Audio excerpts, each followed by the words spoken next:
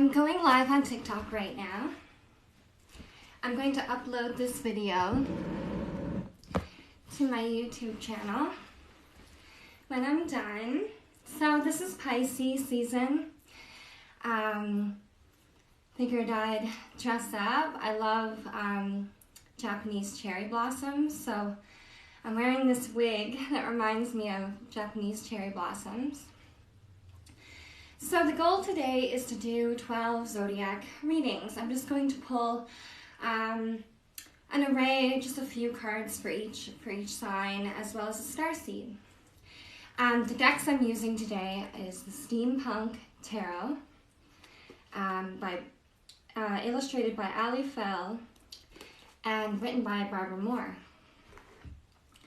as well as the Starseed Oracle deck by Rebecca Campbell and the artwork by Daniel Knoll. Okay, so we're going to get started now in just a few minutes, but I'm going to do some singing bowl first.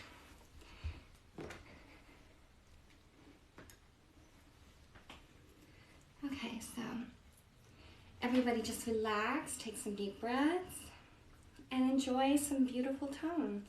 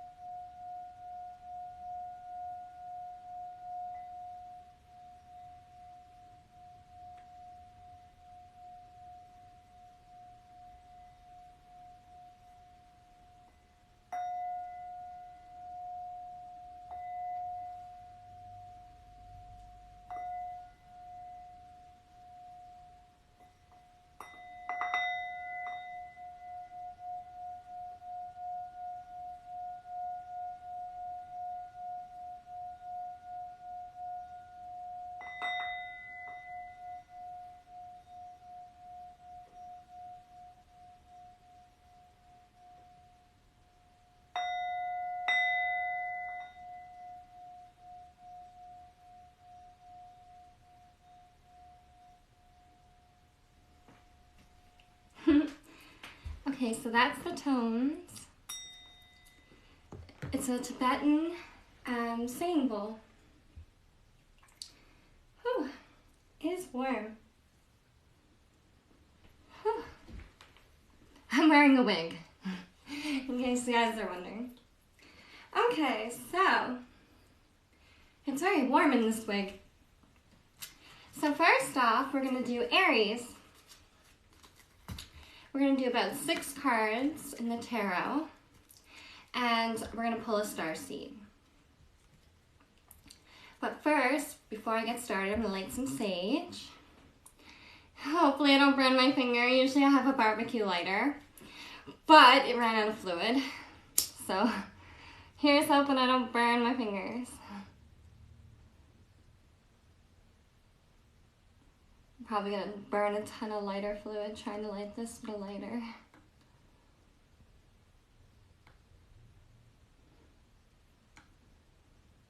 So how is everyone doing today?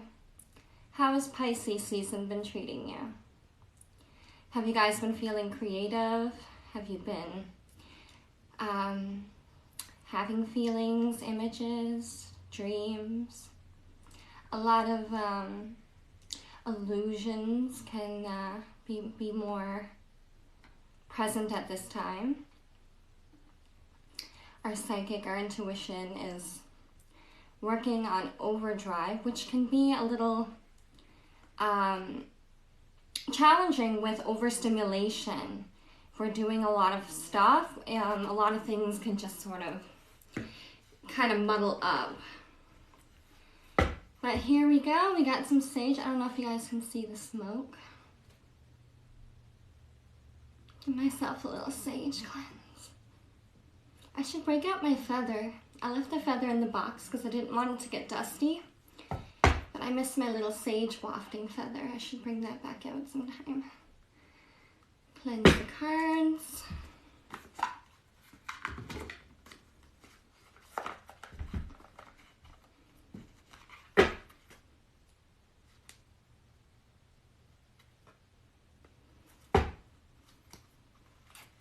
And let's get started. Wait, I'll give it a shuffle, a couple of shuffles.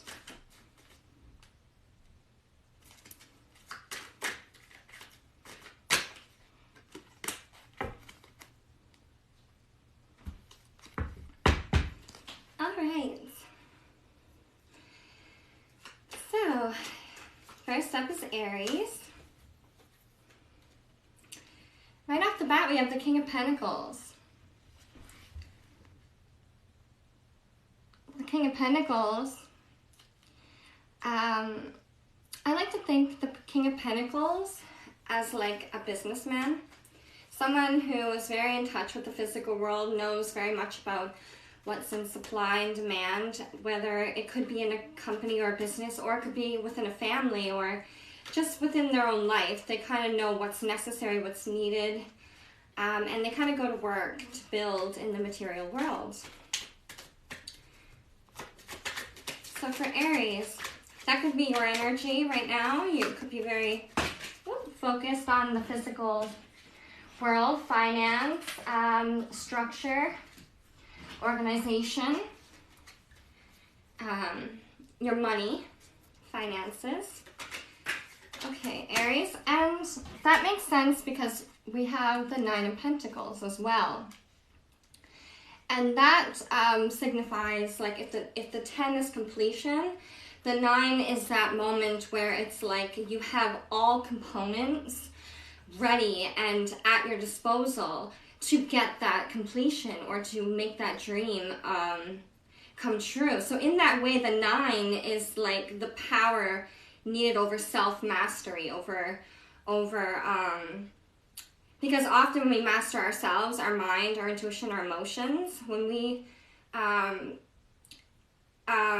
don't become shackled down to that, we can then feel free to manifest our dreams. So what it's saying here is you're very financially focused right now, Aries. So give me another card for Aries. Eight of Pentacles. Okay, so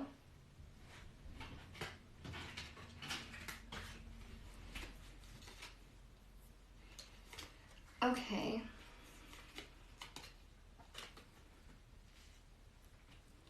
Okay, so we'll just take those cards for now.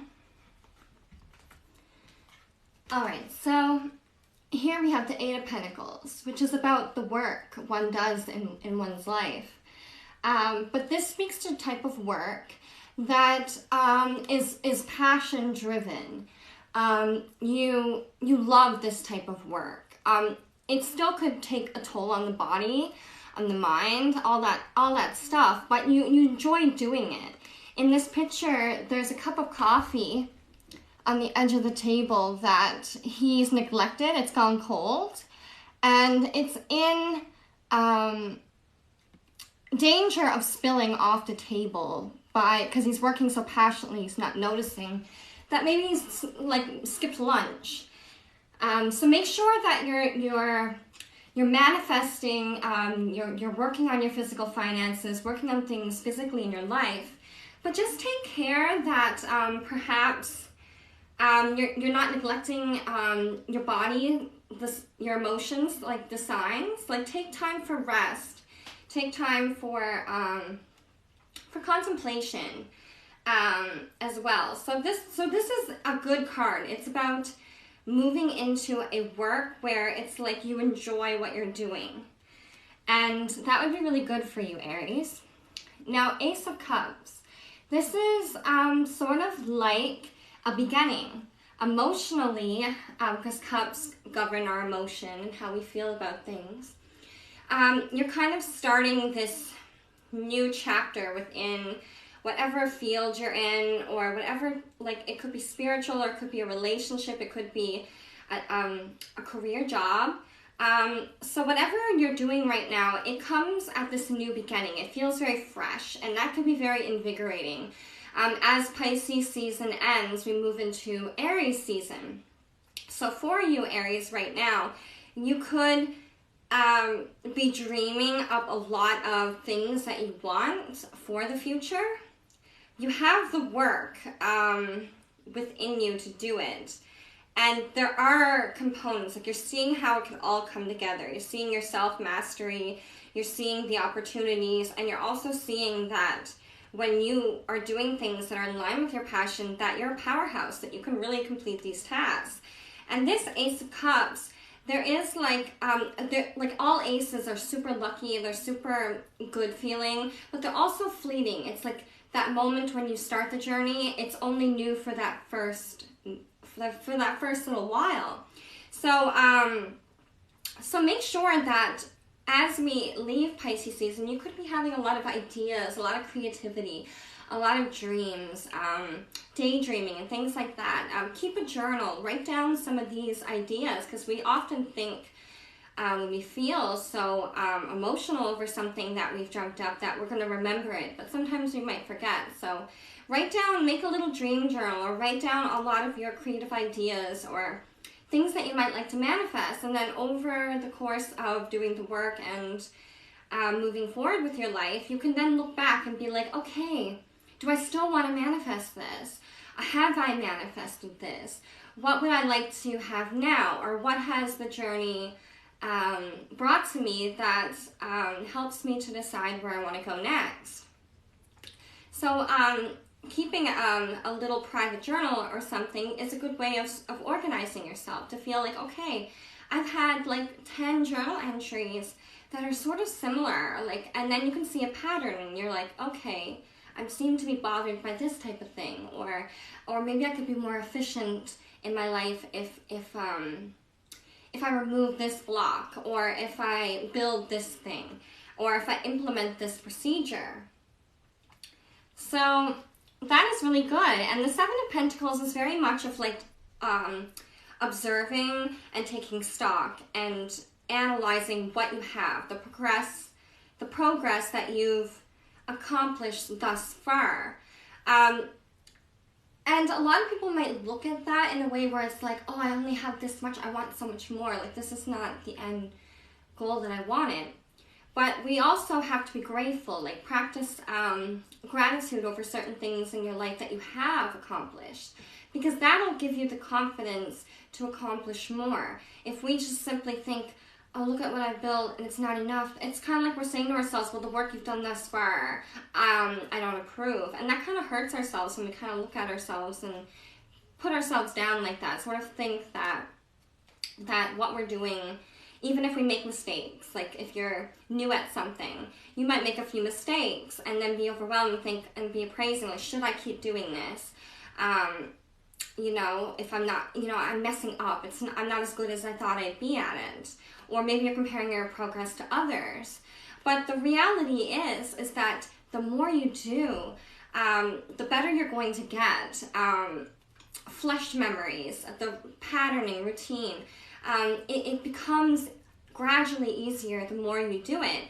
So experience really does lead to that mastery and to that confidence within yourself. The more you do it, the more confident you'll feel, the more relaxed you'll be, and the more you can input and be open to the next thing that you need to be aware of but if your mind is still back a step, you can't be forcing yourself to think further than where you're actually at. So be gentle to yourself, Aries. You could be very hard on yourself, maybe self-critical, depending on a few areas, whatever's in your chart. You could have, like I have Aries in my love planet, like Venus, but I'm a Pisces sun sign.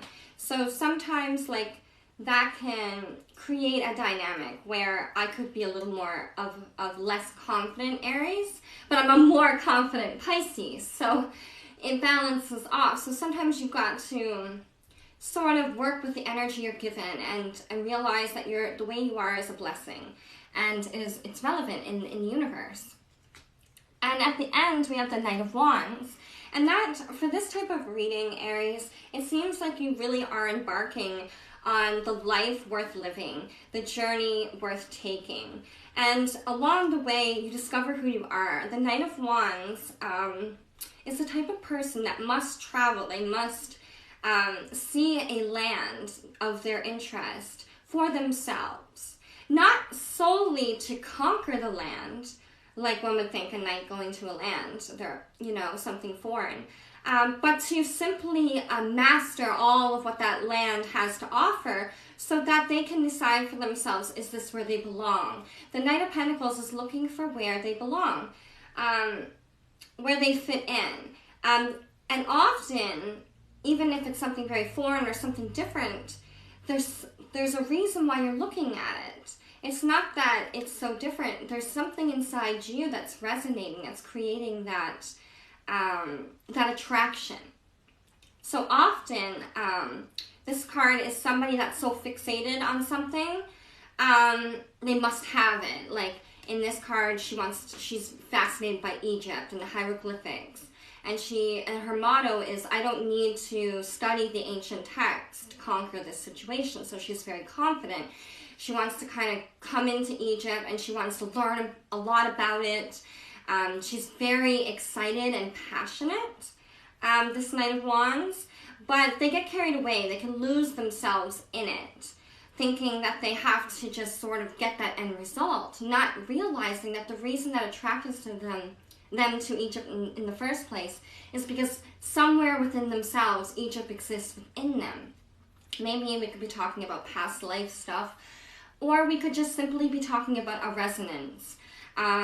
When we know we belong somewhere, even if it's not our experience or it's in our upbringing or whatever, we can still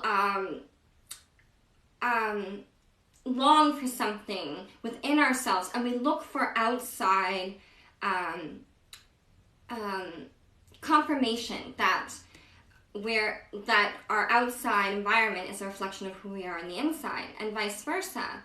So it's very much a card of being very environmentally aware, but it's saying don't lose track of who you are. And remember back here, this Ace of Cups, the emotion, you could be so physical, earth-based, like trying to create and manifest in the world and have some physical type of success, that you could be not realizing that the value that you seek in the outside world is already within you, Aries.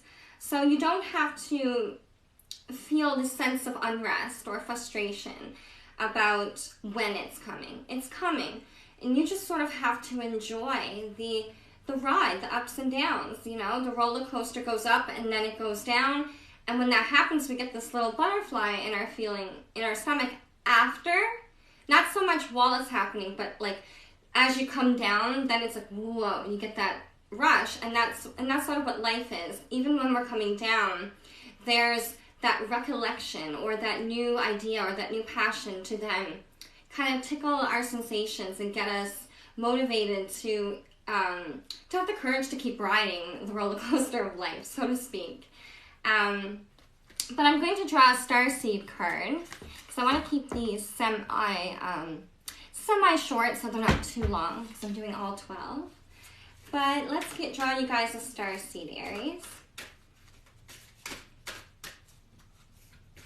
I'm going to be uploading these to my YouTube channel afterwards. So if I'm not answering any questions or talking very much to the comments, I'm actually very far away, so it's hard for me to see the comments. So I I apologize if any of you have been commenting and it seems like I'm ignoring you. I'm not. I promise. Okay, so starseed for Aries. What we got? Earth. Learning how to be human in the world, but not of it. In the world, but not of it. So Aries, I think what this card is trying to say to you is that you're this little crystal of light in the vast ripple of time. And that's like what we all are. We're all like cosmic energy living in the physical world. So it's reminding you that even though you might get weighed down or shackled or by the earthly pressure or to like succeed and all these things, this is a card of saying, slow down, recognize that we are human. We do make mistakes. We do need to eat. We do need to rest. We do need to make sure we're caring for ourselves, and more than just the always aesthetical or how it looks. Like sometimes we need to do that deeper understanding of ourselves. Like don't just work on the outside, work on the inside as well. Because you're in the world, and the world is important. Your physical success and all that stuff is important. But it's not as important as you. And the physical world is a representation of your desires and things you like. So it's a meeting together. It's not a rejection of one or the other. It's a balance. So make sure that you're being kind to yourself with your progress. You don't want to be too hard on yourself, trust me. But if you're finding things just aren't working out, or there's just like too many negativities that day, or just take a break. Don't force things is what I think this is trying to say. Recognize that some days are meant to kind of just be a pause and recall and plan for the next move type of thing. So Aries, that's what I got for you guys. I hope you like that.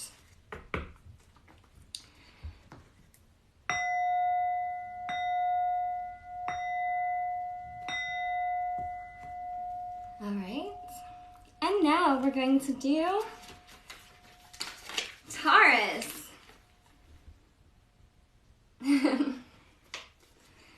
Okay, Taurus. How has Pisces season been treating you, Taurus? I got a Page of Swords. So it seems to me that you're waiting on some sort of communication. There's an important undertaking that you're wanting to do, but there's been a little bit of a pause. This page sort of probably was flying in that little air balloon, accomplishing something, and now he's sort of grounded and waiting on that next communication, like where to go next, what to do next. Now, they could very well have the idea. Maybe they're not confused about what they're doing, but they're waiting on some component. Some sort of information is needed. Some piece of the puzzle is needing to come together so that the next step can really sort of take hold. So Taurus, that could be a little bit, feeling a little bit stagnant. Like you guys probably, you're a fixed sign, so you definitely want to get to your next step, but sort of take things for as they are. Just take that little rest for yourself in between. Taurus, I have the Devil. The Devil came out for you guys. Now, don't fret. The Devil, it can represent things, people, places. It can represent components within ourselves, self-mastery over our own sort of things that hold us back. Because, once, often the devil could be addiction, and that could not just be like to substance. It could be to to, I don't know, like checking our social media. I mean, maybe you're waiting on communication, and maybe you're looking for answers or things that are maybe not there. Like, it could be, this Devil card says to me that maybe this could be a sort of paranoid Taurus, someone that could be like, so that's what I'm saying, be careful. You're waiting on communication. So when you get some information, be careful you don't jump to conclusions or put too much hope in a situation that you might already know might not be the best use of your time or energy. Because what we have here is the World card. So there's lots of stuff going on in the world right now. Maybe that could be affecting some of you Taurus. But the Six of Wands here says that you have some sort of personal, like the World card is also a completion to a cycle. Like something major you've been going through, you're going to have a breakthrough. You're going to get that communication from the world. Just watch out for the devil. And the Six of Wands says to me, you're going to have victory after like some sort of battle, like some sort of struggle will come in your favor. You'll be like, whoa, now I'm so much stronger, or now I'm so much smarter, or now I'm so much wealthier, or you're going to, or maybe all three, depending on what you're manifesting for yourself. Now there's lots of people looking at the success of the Six of Wands.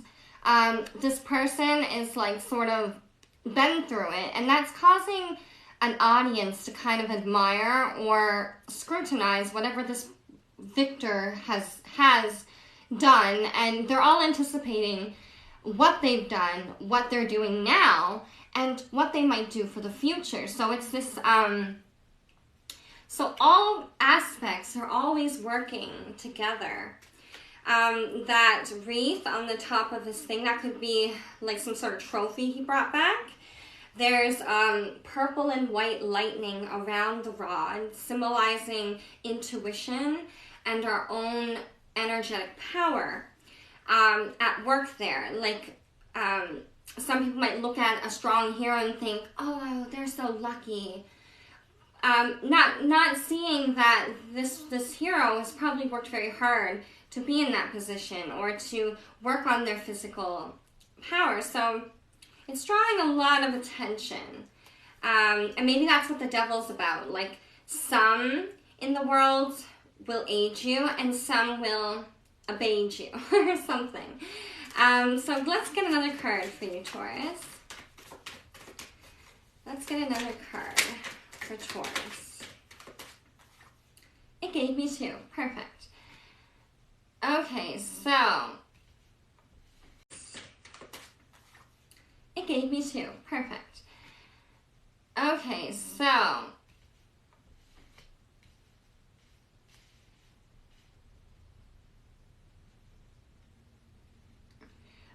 Taurus, for this type of reading, it makes sense. You've got the Two of Swords. So you're feeling very between and betwixt.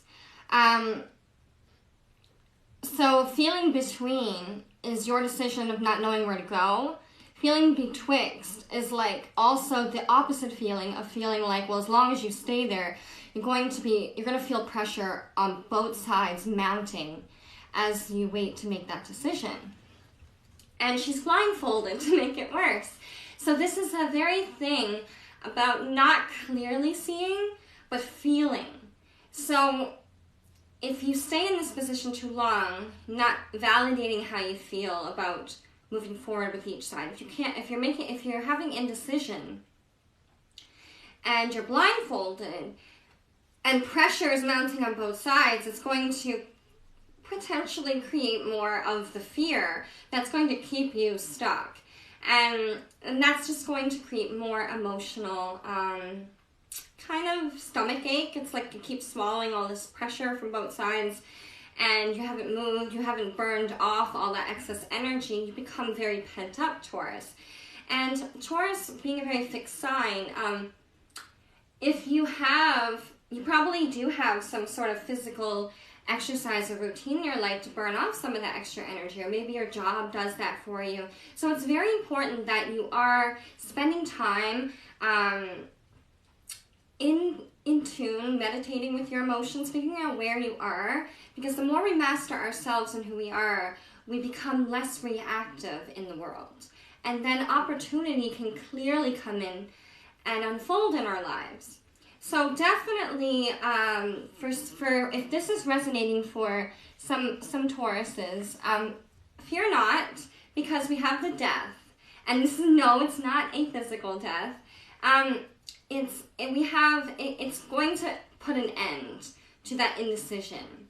So basically, somewhere along needing that information, having a lot of devils pop up in the world, as well as having your victory and looking for other victors that share in that interest with you, it's creating a lot of indecision within yourself over whatever situation, Taurus, you might be feeling that way. But it's saying that you're not going to be there for long. The moon is kind of over her head, suggesting that she's not seeing things clearly. But death is sort of seeing it clearly. You kind of, it still leaves you confused. It's not without that negative emotion, but it's more of that acceptance. We can't move on from death until we first accept it and grieve it, grieve the loss, grieve whatever is going on over that opportunity or that relationship or over that, whatever it could be. Or it could just be like a way you've dealt with your life, a way you've handled your decisions, maybe some negative unconscious patterning in your life that could be represented by the devil, like things that you do that sort of self-sabotage.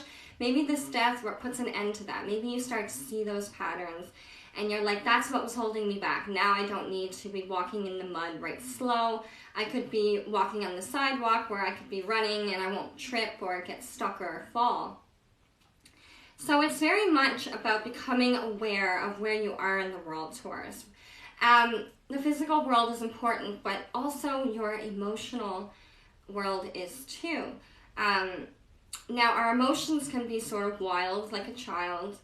You must validate them, but in understanding when these emotions come up all the time, it can then create a pattern that you can then, if you think hard enough about, there must be something you can do about your physical environment to help that trigger or to put an end to that cycle, so that we're not reactive in the physical world. That was a little bit of a heavy reading. On the bottom of the deck, we have the Eight of Wands. So there's a lot of communication going to be happening in the near future in Aries season. A lot of people are going to be full speed ahead. Could be a lot of impulsive energy and decisions, which could represent the devil. Like a friend that you've known a long time, and they're not reckless at all of a sudden might take a financial windfall or do something out of character, and you're like, well, why? That could be very much the devil energy. It's when things aren't their usual, or you can tell when energy's off, when something's wrong with somebody, or when they're I don't know, if you're really intuitive, you'd be able to tell. And if you're not someone that's that intuitive, then perhaps learning to be a little bit more observant of that emotionality, subtle things, may give you more of a cue to, say if you were going to ask your boss for a raise, the devil might suggest that they're under a lot of pressure and now might not be the good time to ask. But they're saying if you hold on in the world, it will get better. That cycle will come to a completion, and then you'll be able to ask later. So if that was about that, that's how I would see that there. That's one of the ways it could possibly play out. But then once you finally get what you want, you're like, well, is this what I want? And that could cause death. Or maybe you get what you want, it's going good, but there's a new component to that promotion or to that upgrade or to that new thing, and now you're just like, okay, I'm glad I'm making more money, but this is a lot more different than my old position. There could be a lot of weighing and comparing. The Two of Swords is very much like, oh, I don't know where to go. But the Death is telling me that it's either you come to the decision on your own and take control and pick the decision, or if you stay there long enough, eventually one option just sort of will rot away, and that's just sort of the law of nature and universe just sort of being like, well, we want you to move on. And that default thing you're left with could be good, it could not. For different people, it could be vice versa. It could be all over the place like that. But like there's so many dynamical possibilities. But one thing's for sure is that there is a little bit more power in making that decision before we lose the opportunity. Because, you know, then when this death comes, you might be like, well, the option that is gone is the one I really wanted. But like, I wish I made the decision earlier. And that's not a great position to be in. So if some of you Tauruses are on a timeline where this has already happened, I'm sorry. Like, I want to just say that because I know how disappointing things are when they don't work out, how helpless you can feel, or how off track. I mean, if you've been on the fence for a long time, you've gotten sort of a fence wedgie, you know, that was hard enough, and then to finally be forced off that fence into a default decision, that's not a very good place to be. But even if that is, have faith, because just like the world suggests, a cycle moves through again. And no matter what happens, it happens for our growth, our learning, and even the opportunity that we might think we lose, by growing from that, we might gain an even better opportunity down the road from that. So don't lose heart. But this is a warning, or perhaps something for some Tauruses that are a little bit behind on that timeline from where I'm talking right now. It's like make that decision before the decision is made for you. And take some time to contemplate, work through some of your inner demons that might play within yourself or in your environment. So I'm going to get you a Starseed card, Taurus. Double mission, Lightworker Starseed, serve the world by being you.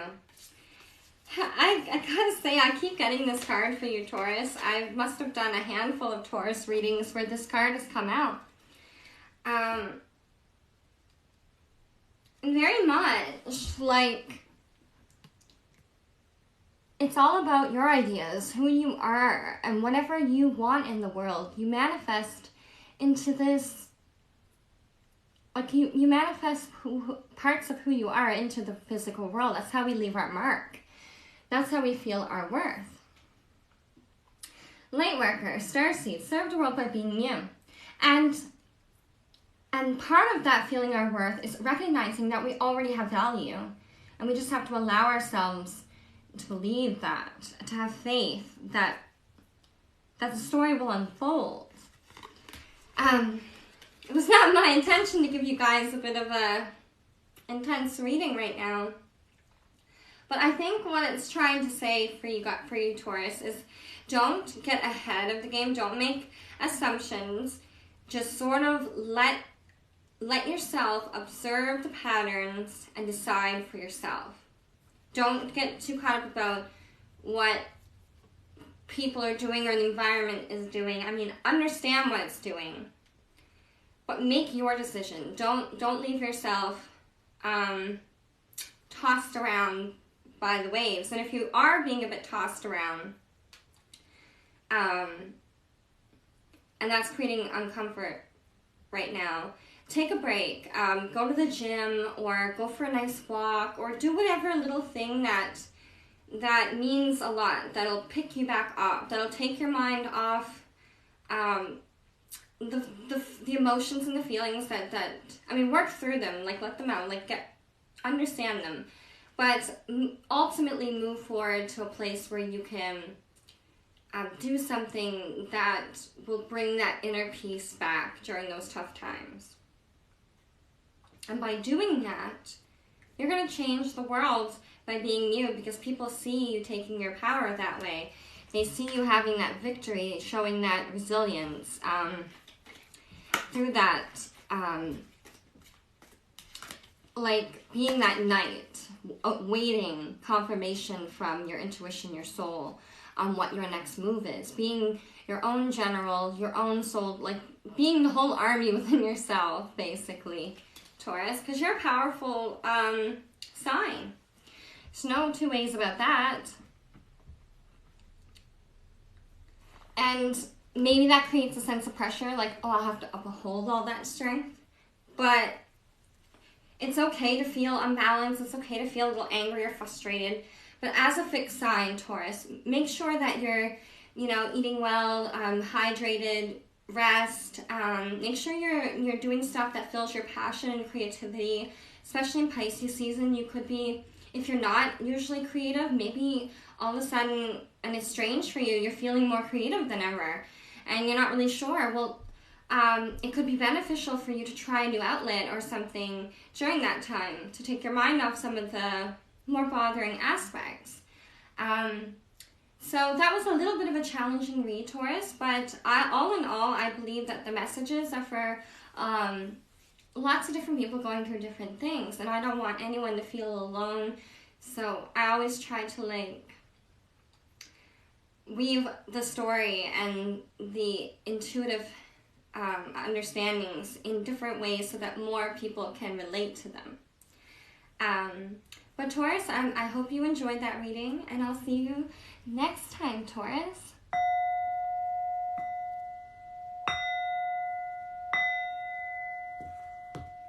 All right.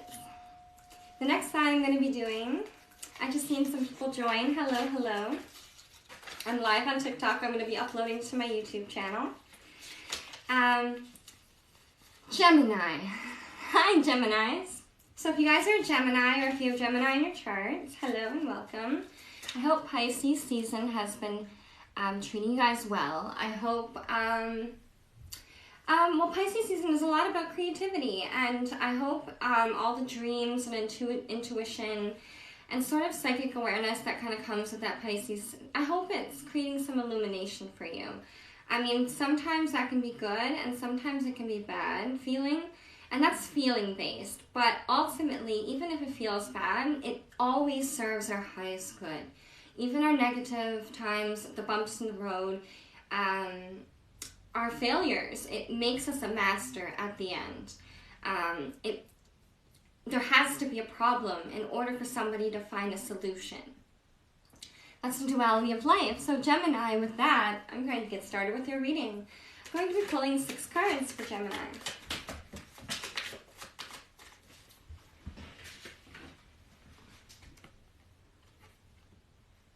Okay, Gemini. So the 5 of Pentacles. Fives. I mean, this card is a card of need.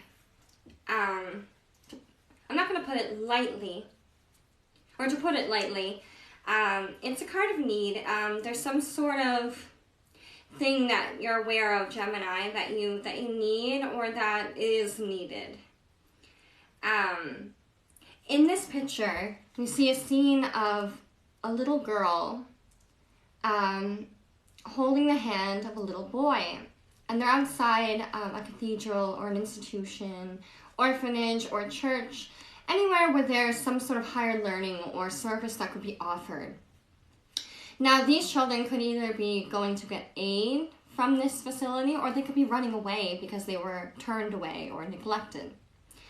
So that's what this card symbolizes for you, Gemini. Possibly you could have been having dreams, or sort of like maybe almost like a PTSD mode, offering that help, and it's been a struggle, like a single parent. It could be a challenging time right now in the world, but that's okay, because it's made you this Queen of Swords. Now, the Queen of Swords is the type of woman, she's beautifully dressed.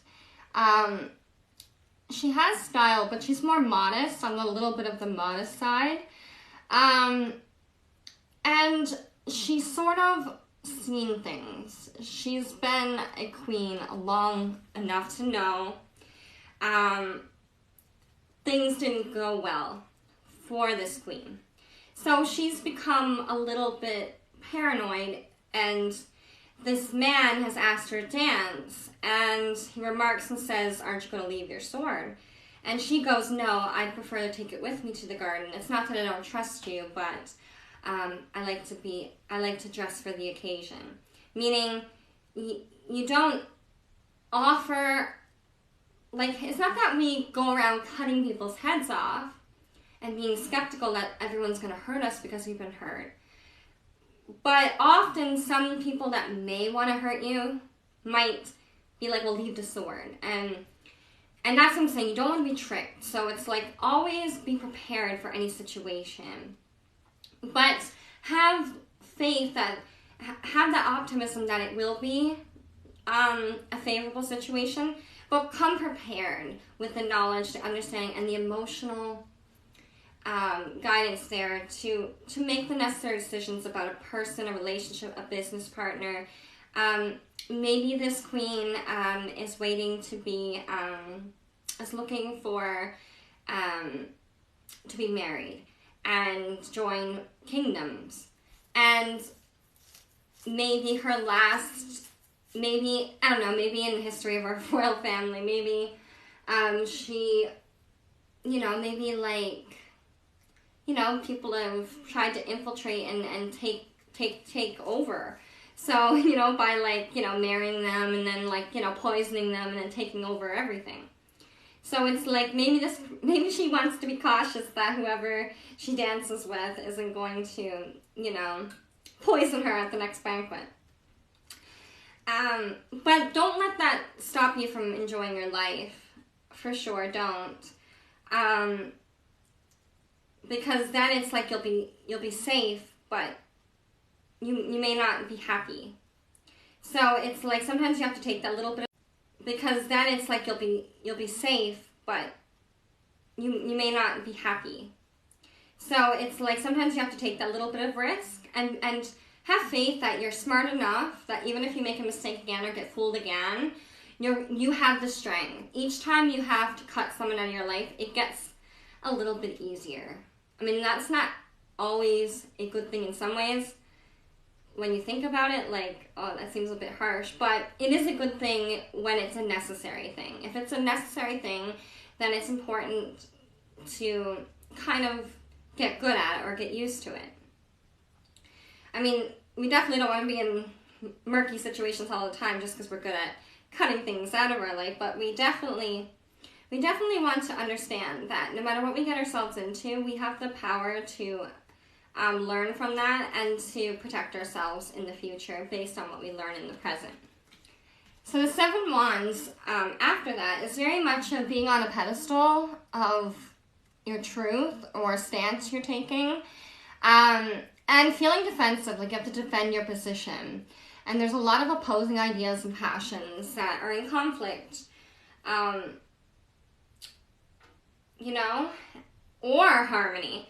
There could be people that have that shared thing that they want to defend with you, but then there could be different ideas about how they want to do that. So this is very much a card of collaboration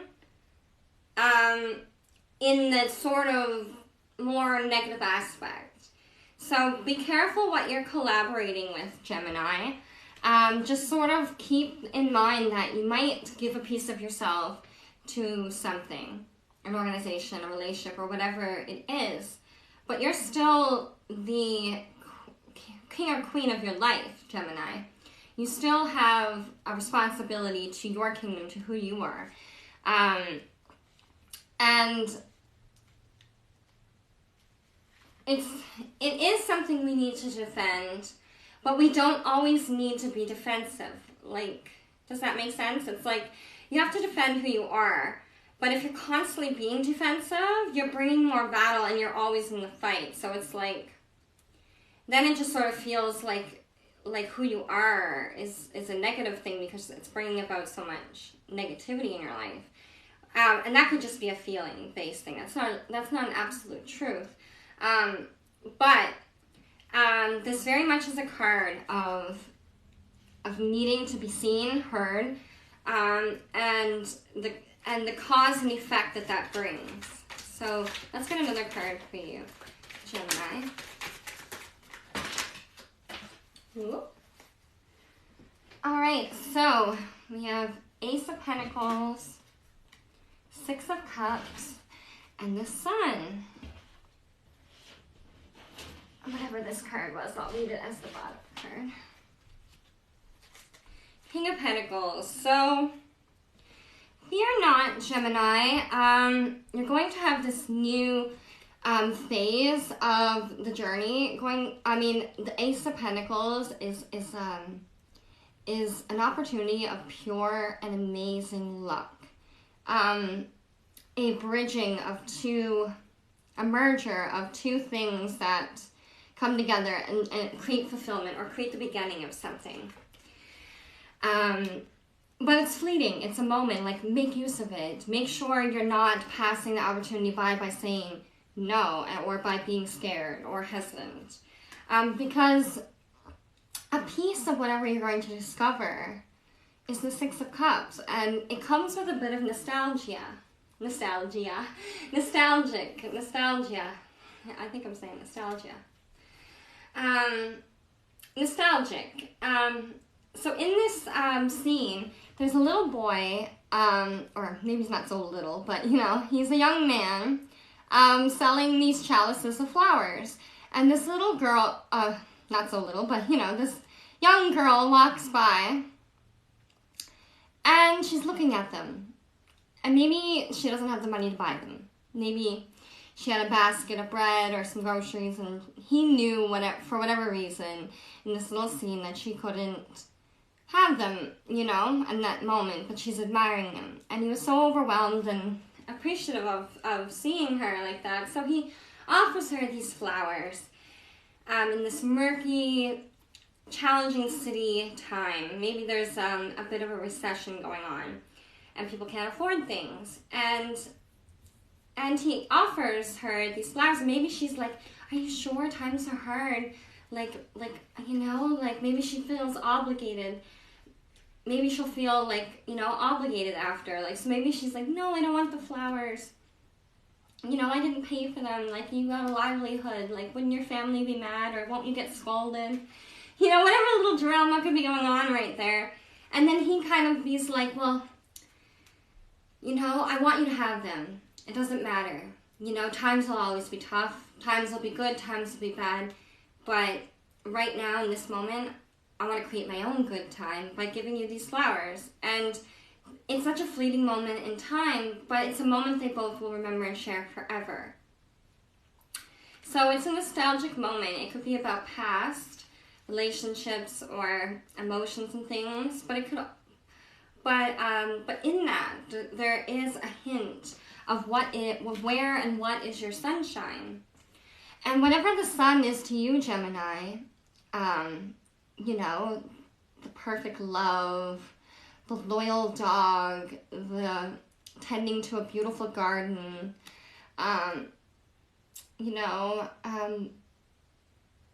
making the perfect art or engineer the perfect thing. So whatever this is for you, Geminis, you're going to be aided with the King of Pentacles energy, that strong sort of, you can manifest whatever you want in the world right now, Gemini. You just have to decide definitively where you want to go next based on who you are.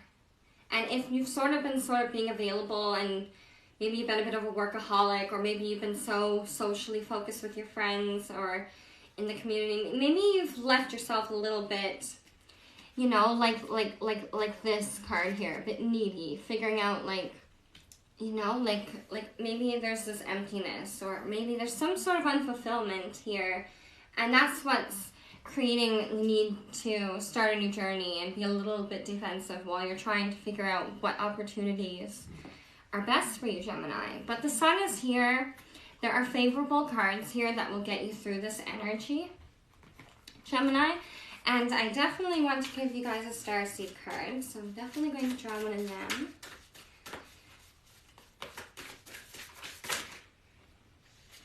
So for you, Gemini,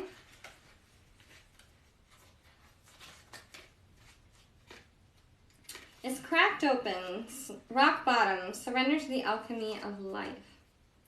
So if you've hit rock bottom, don't waste time mulling over it or being disappointed about it or just sort of making you, like, again, it's like this is a Gemini, if you're resonating, that's like sort of a little bit stuck in fear or hesitation, like, or they could be feeling sad or maybe a little bit. But what it's saying here is that the alchemy of life transmutes our sorrows into future happiness and our happiness into sorrow. So it's like the alchemy is ever changing, ever flowing, ever being used for our benefit to help navigate our energy throughout this cosmic existence. So Gemini, you could be feeling very split down the middle. Like you have this one part of your identity that you have to do, and then you have this other part that's maybe a little bit, you know, it's like one leg is dominant and one leg isn't. Well, it's like this the more submissive or left behind aspect of yourself is sort of calling out now. And that's what's presenting this need, which could be creating unconscious patterns in your life. So make sure you're not harming your future and your new opportunities by being too paranoid or thinking that everything is going to be the worst. And that's creating defensiveness here with the Seven of Wands. You definitely want to be, you know, coming back to sort of a daily meditation or some sort of relaxing thing that you do to kind of remind you that I'm not my past, I'm not my future, I'm not the pressures, I'm allowed to exist and take back my happiness.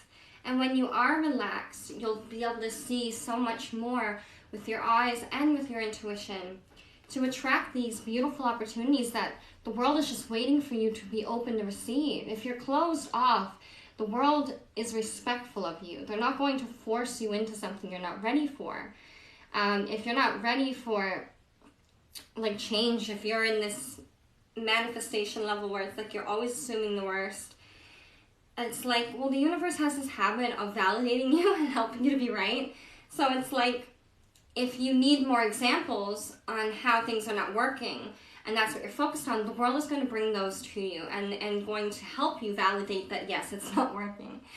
And if you keep asking for more of that or thinking or focusing on that, that's what you're going to keep getting. And whether we ask or not, the universe is always giving us stuff. So it's very important to be very clear, to take time and to know yourself to a degree where we can help the universe help us. Because the universe sometimes probably is like, I just want you to be happy. Like, don't you want to be happy? You keep wanting to be happy, but you don't put in that work to be happy. A lot of times we hear that happiness isn't something we achieve, it's something we decide to be. And for some that could be challenging. If there's not much in your life that you have to feel gratitude or good over, or if you're not learning to shift your focus that way, if it's not easier for you to like see the good, then we can then be very much like in that mindset of, well, that's easy to say, I got nothing to be happy about. But often it's about making a decision that today I'm going to be grateful for my decision to look and be open to receive happiness. And that starts to shift your focus, and even in your relationships, it'll relax you. Maybe you won't feel so like pent up, like that desperation isn't there. So you're just more relaxed and you're more open to receiving all the good in your life. Thank you so much for the likes, guys. I'm going to be uploading this to my YouTube channel. Thank you. I can't see the comments because I'm a bit far away. Oh, hello. But I'm not ignoring you guys. I'm just trying to make sure. I'm doing all 12 zodiac signs, so I want to make sure I get them done somewhat a timely fashion. Then we can just sort of hang out and talk, and I'll draw some cards for you guys if you want. But the next sign I'm going to be doing, so Gemini, Pisces season, heading into Aries season, there could be a lot of stuff that you're sort of doing or wanting to do, or maybe you're just sort of like, I don't want to do anything, I just need to take a break, take a retrieve, and figure out what my next steps are. Or maybe like that's not even your goal. Like for some Geminis, maybe it's like you're not even at that, like maybe it's not, like maybe you could be so sad it's not at that point where you want it to get better or you know what you want yet. So that's what I'm saying. Don't beat yourself up. Just sort of take what time it takes. Like a couple of days ago, I could be so sad it's not at that point where you want it to get better or you know what you want yet. So that's what I'm saying. Don't beat yourself up. Just sort of take what time it takes. Like a couple of days ago, I was in a little bit of a funk from, you know, the Pisces season. I'm a Pisces sun sign. That brings up a lot of past stuff for me around this time of year. I get very in my emotions as well as my imagination, and that can create a lot of sense of confusion, paranoia, illusion. You know, those sort of purple, watery signs, you know, the way they are. A lot of fun can be a lot of pain as well. So be careful with yourself, Gemini. Allow yourself to just sort of take the day, rest, or, you know, even take the week. But don't stay in like, as long as you're staying in that idea of, okay, I'm just resting or I'm doing, like, don't just sort of neglect yourself. Don't just give up. Because that'll make you feel worse. It won't lead to a road where you'll feel better. If nobody is there to offer you help or to recognize, reach out and ask somebody. There must be somebody in your life, or begin to create those connections if there's not many people. Like, I moved around so much.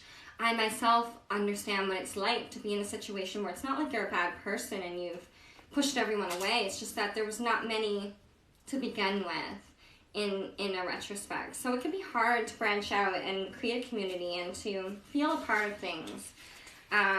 So maybe some of you Geminis have forced it in the past, have just like latched on to different social circles or, you know, compromised who you really are for some sort of thing you thought you were going to gain, and that expectation hasn't been met. So that's why you're feeling so down perhaps. So take some time for yourself. Maybe figure out what patterns or people, places that you want to be, or that, like, figure out what helps and harms, and begin to distance yourself from what harms and begin to move towards to what helps. And it's a slow progress. Like, don't feel like you have to do this in a day, a week, a month, a year even. It takes the time it takes for different people. So don't ever compare your progress or your journey to others. Like, some people might say, well, you're an adult now, grow up.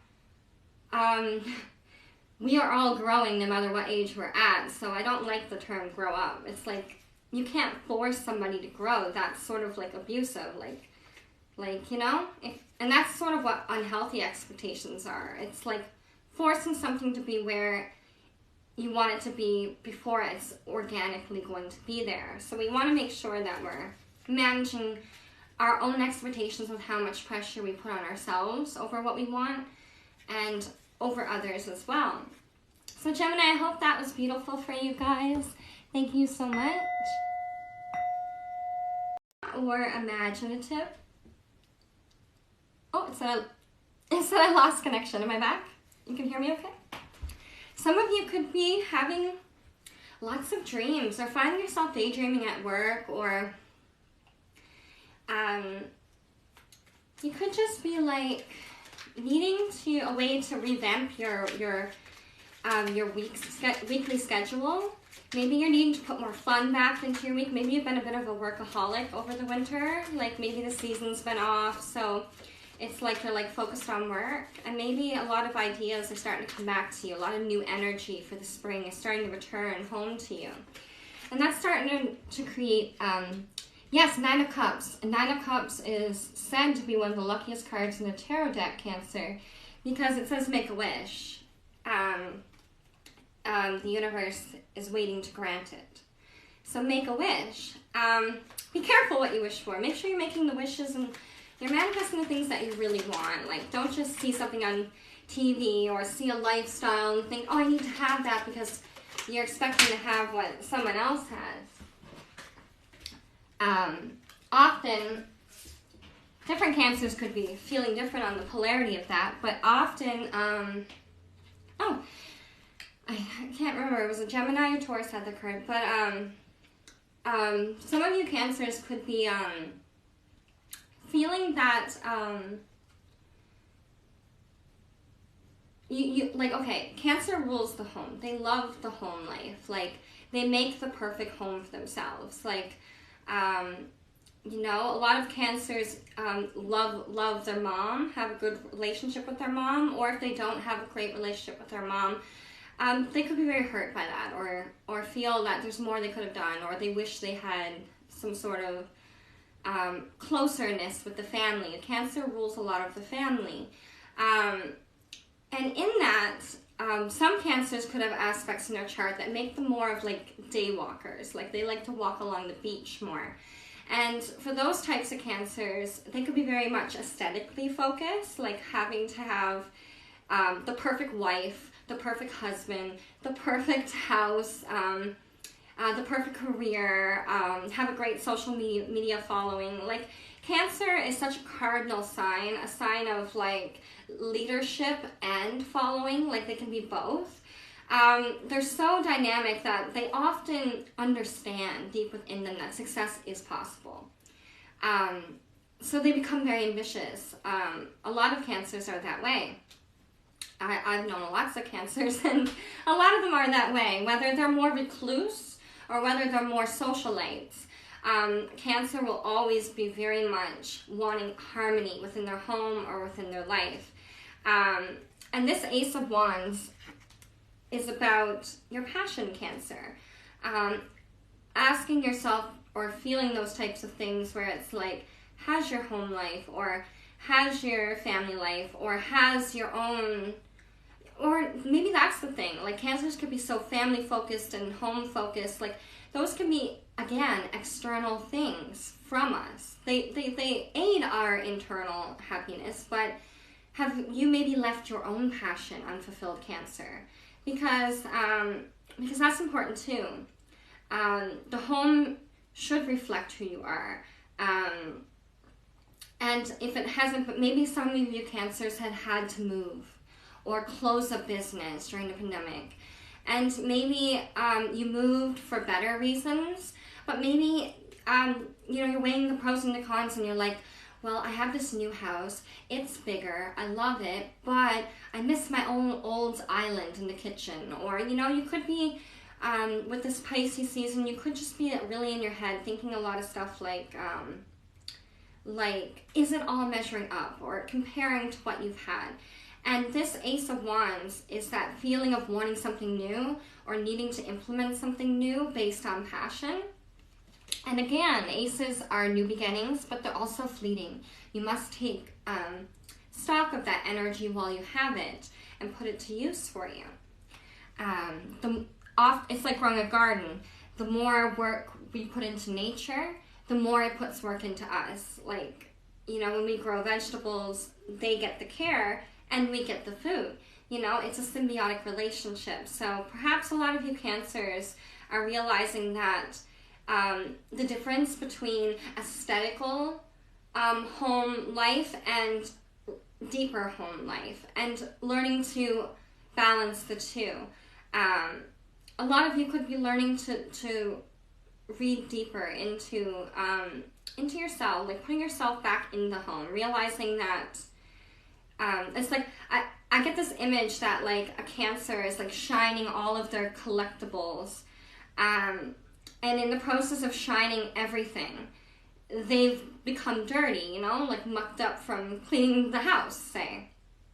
And I think they always have something to do or think, and maybe they leave themselves a bit neglected, or they're maybe feeling not as shiny. And then when they're looking around their home, it's like they think there's something wrong with the home, but maybe it could not be the home. Like, sometimes women, we mess with our hair too much when we're feeling insecure, and then we're like, oh, why did I go with that hair color? I wish I didn't do nothing. I was just feeling like I needed something new that week. So have that be a cautionary tale. Like, it might not be that you have to change everything or have it the way it was. Maybe it's that you need to find some sort of way where it could be that, yeah, because this Five of Wands is like defense, or no, that was the other card. This one's Five of Wands. Yeah, it's like competition, like differences of opinions. So maybe you felt you've had to compromise a lot. Maybe some of you Cancers out there, and that's what I'm saying. It's like, this is a let me just get some more cards. Let's get another card for Cancer. I want to see the full picture here. But it says, make a wish, a new start, fighting, and competition. Five of Cups, not feeling fulfilled. Four of Swords, time for healing. Another card. And the Magician, being a manifestor, starting a journey, because the Magician has all the aces. He has the Ace of Wands, the Ace of Swords, the Ace of Cups, and the Ace of Pentacles. He has them all. The Magician is like intense. He can manifest whatever. But they don't reveal their secrets. So there is a sort of a hidden aspect to maybe the intention or motivation behind the Magician, which leads some tarot readers to interpret it as a con man. But often in life, we might be looking for how others are conning us, and we never stop to think, how are we conning people? Not that, like, I mean, yes, when we think of a con, we think of an intentional con, someone out there to con us. Yes, those are types of cons as well. But, like, often if we look at in life when we feel conned or cheated, if we break down those situations, how many of those are, like, conscious intentions, intentional cons, and how many are just, like, are they pros or are they cons? So there's a duality there. When we hear the word con, we think, oh, what a con artist.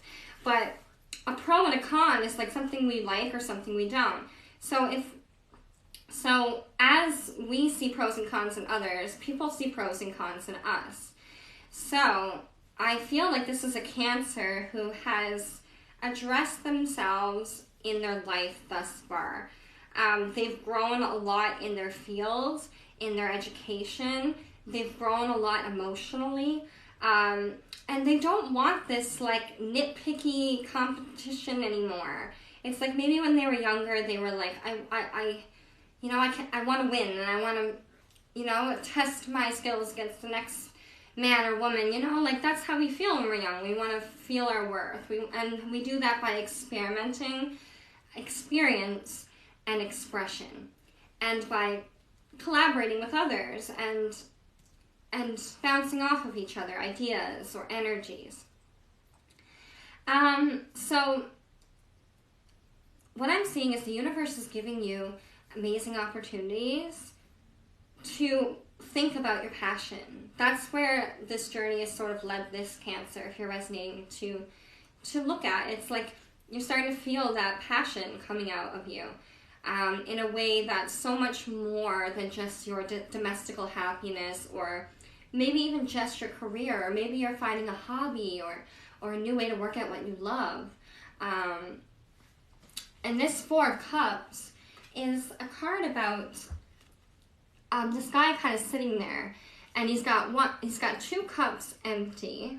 One was bigger than the other, and he's got one clear see-through cup showing that he can see how much is left. So it's like the only cup he actually can see that he has is see-through, not pure gold like the other ones where you couldn't. So it's almost like he's assumed two empty cups that are gold and solid, they're empty. He knows they're he's not grateful for it because they're empty, like they're disappointment, and he keeps them on his desk sort of as a reminder of what's not happy about it, or what, like, of that he gave that cup away, or that cup was stolen, or whatever those cups represent to the different Cancers. But this one cup that's left on the table, and he is like staring at it and then looking away in disgust and then staring back at it, and there's only so much left in it. And it's very much a story of, is the glass half full or half empty? And regardless of if it's half full or half empty, he's seeing it as his last cup, like he's desperate. And he's failing to notice that on his bookshelf back here, next to the skull, which I'm going to represent as something hidden, like it's died and kind of went to the back of our minds. Like we don't understand that it exists anymore.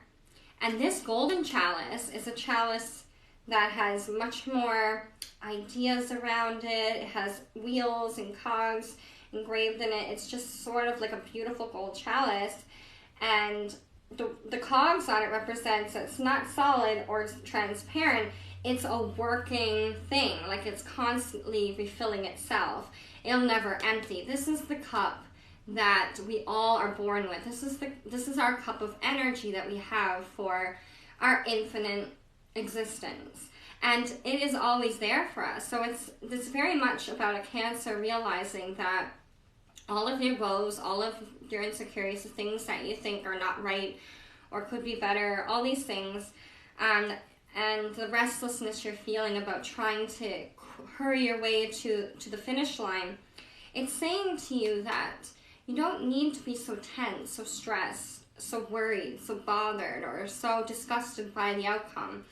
You can take heart knowing that the most valuable thing you have is yourself and your energy, your foresight, your vision.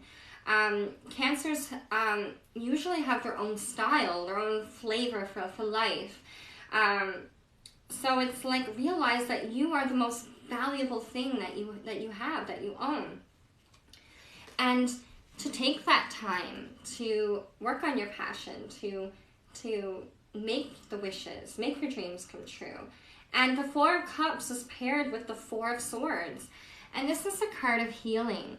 That's the short, like a lot of times people say, card of healing. But when we look at the breakdown of how that relates to us in our life, often when we need to heal or rest,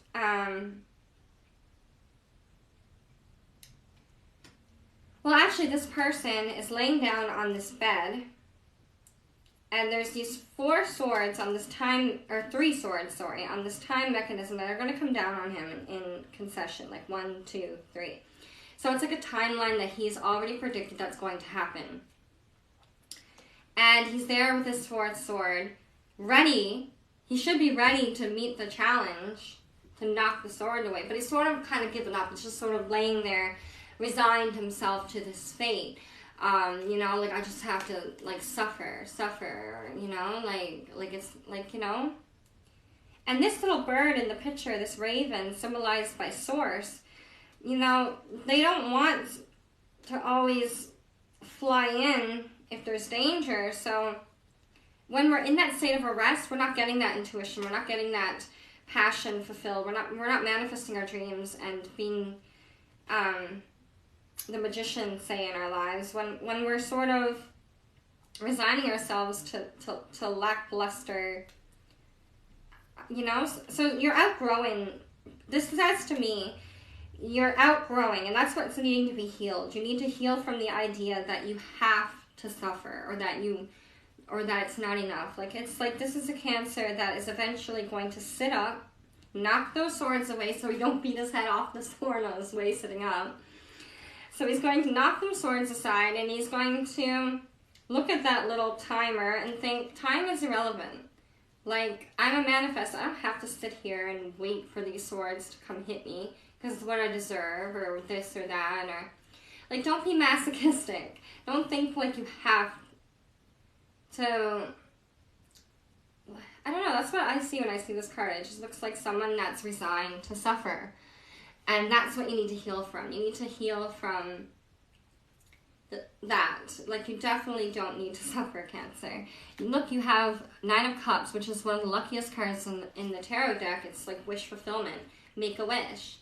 The universe is waiting to grant it. And if your passion has been feeling off, don't worry. You're going to get a reboot very soon.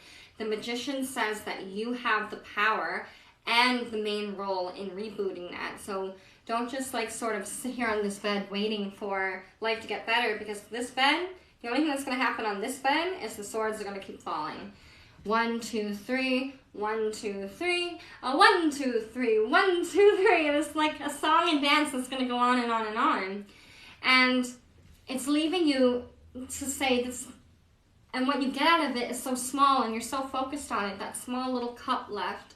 And you're not focusing that all the power, all that courage and creativity, it exists within you. Don't let people or your home or where you live limit who you are, because it's not where we live or what we do, it's who we are and how we feel on this journey. That's so much more important, because everything else after is the cherry on the cake, adds to it. So give yourself that break, Cancer. That's what I'm seeing here. Give yourself the break you need so that you can start thinking about your wish fulfillment, the dreams you'd like to come true, so you can go out and find your passion. And this magician has done that. He's gone out, he's grabbed the Ace of Swords, he's grabbed that Ace of Cups if he gets thirsty and needs that motion, you know, that refill, that recharge. And then he's got the Ace of Wands, that powerful, magical passion that, you know, helps fuel us to do impossible things and make it real. And that's what the magician is. It's like, how does he do it? How does he make these impossible things happen? And whether, you know, these things are complete magic or not, they are, because, like, say when he makes things disappear, like, yes, there's a trick behind everything, but it still had the result. So he still manifested it when it wasn't possible, which is the point. And then the pentacle, so meaning he's got the wealth and resources he needs. Now, one pentacle isn't enough for everything, but one pentacle signifies if you can earn one pentacle, you can earn another. If you have one pentacle, you can exchange that pentacle to invest in something to move forward. So, and he has the sword to cut the things and patterns out of his life that get in the way, the weeds that grow and keep us stuck. He chops them away with his sword. And he's never going to run out of energy or power because of that passion, that wand, you know? So, and he's never going to tire because of the cup. He's always refilling and recharging. So Cancer, realize that you on your own are home. If the world doesn't always create a sense of home for you or a sense of family or unity, realize that just the fundamentals of the desires within yourself create that potential reality already. And if you see it lacking in the world, be it. And then you won't see it lacking anymore, because there won't be less if you become the thing that fulfills you. So Cancer, for me, this is very much you coming into your own power. It's very exciting and inspiring. I really resonate with this as well. You know, sort of coming into your own power. It can be a bit of a journey.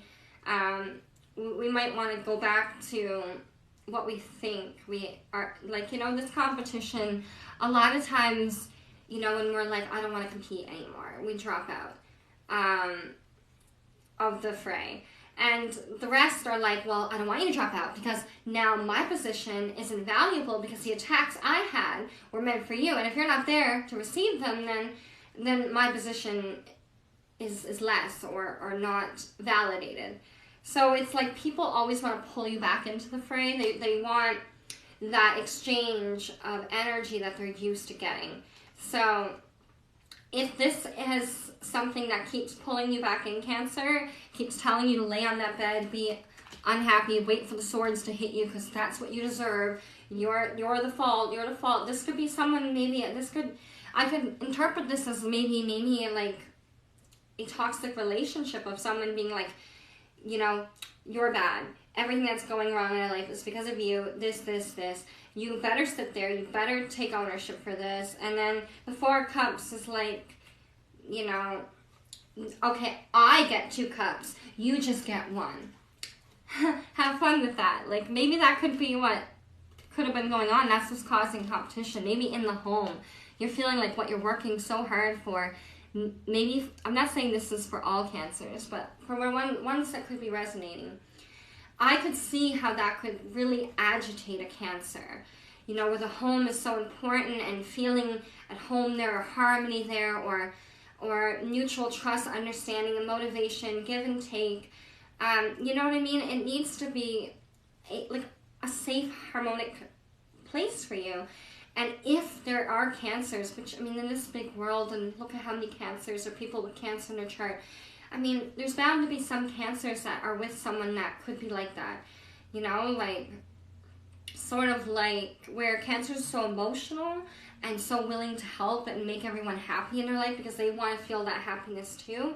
So maybe they could attract people that know that about them, and they exploit that weakness by saying, oh, I know that they're going to feel bad and are easy to guilt trip. So that person could then, you know, take advantage and sort of make all their problems their problems. Like cancer, you have to deal with it. And then you're going, you know, I mean, you're there sitting there like the Four of Cups, like, I'm exhausted, I'm doing all the work, I should be winning, and now everyone's telling me that everything going wrong is my fault and I need to lay on the bed and take the sword. So don't take that. If that, I know that's a little bit of a negative aspect, but if some of you cancers are resonating with that, definitely have communication. Be like, listen, you can't treat me like this, and if I'm really that, if I'm all of what you say I am and it's not good enough, or you think I deserve this, well then why would you work with something that's not working? Like, you know what I mean?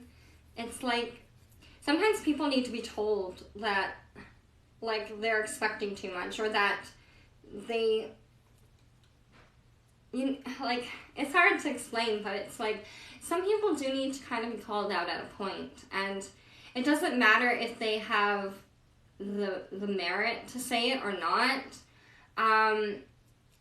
It's more about, if they're going to keep whipping you with it and never let it go, or always find a new situation to revalidate it, it doesn't matter how hard you'll work, because the minute they sense there's something more they want or need, and they feel you can get it, they will employ those tactics to hurry you to get that. And the more that happens, the more tired you'll feel, and the more less motivated you are to change it.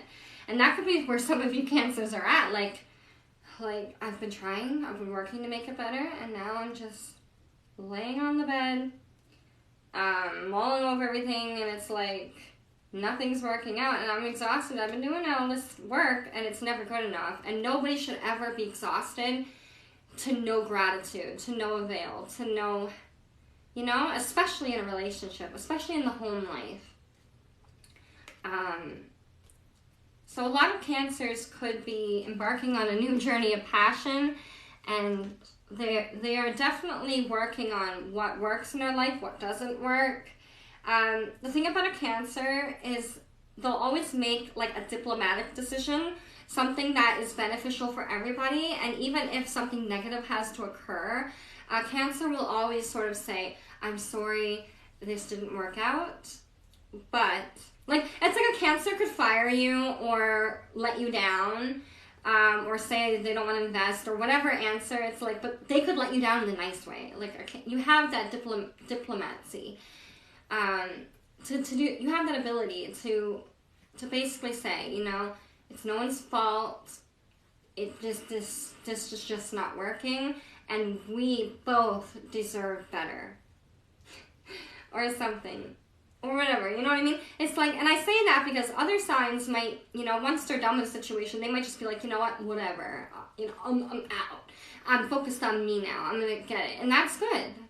But a Cancer has that, like, they can't just sort of leave a job or leave a career or leave a person or leave a place without saying goodbye to the neighbors, or without, like, you know, without sort of like some sort of polite exchange, or some, or even if it was like really toxic and like really, and it's like this person won't even give you that same etiquette back. It's like you'll still kind of be like, maybe in your head when you've walked away, you'll kind of be like, well, that was crazy.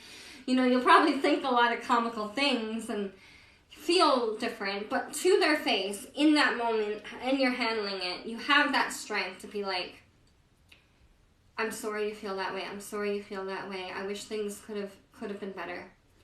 good luck. Like a Cancer, I just feel like a Cancer can like, I don't know, it's just funny. I just having this like visual of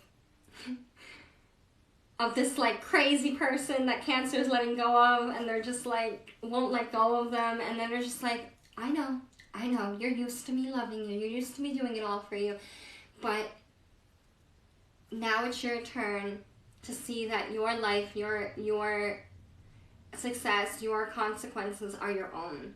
And maybe that'll humble you enough so that you'll have a better relationship after me. Like, a Cancer's the type to be like, I can see how this made me better and made them better, and that helps them move on. That optimism, that diplomacy that some Cancers, that a lot of you Cancers have, you kind of think that way. Like, you see the good. You see that, okay, it worked out, you know? Maybe not always right in that moment, but, like, you always have that afterthought.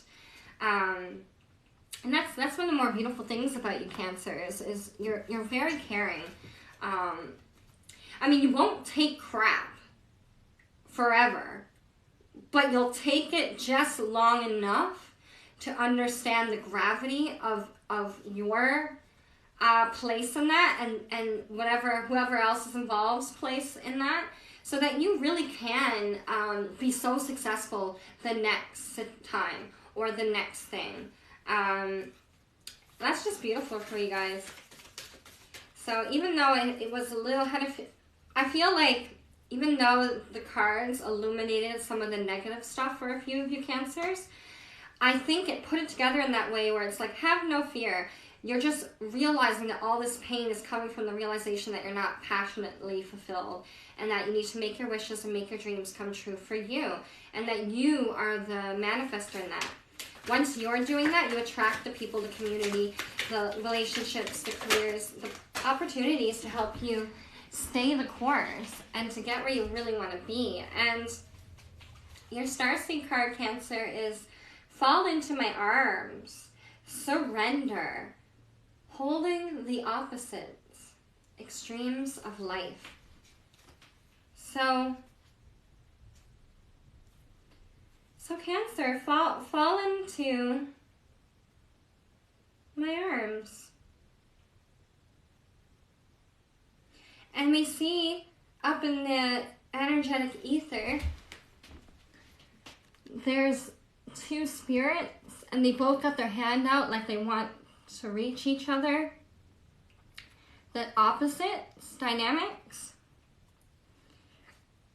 And in order for two opposites to really come together, a submission, submission sort of means like you're submitting to something else, but a surrender is like you're both surrendering together so that you both can let go of what is opposite, so that you can both enjoy what is together, what is sane, what is connection. We all have shared connectivity. We all want love. We all need hydration, food, security, knowledge, entertainment, fun. Like, we all have so much about our journey that is similar. But in that, all the things that make us different are the exciting, interesting things.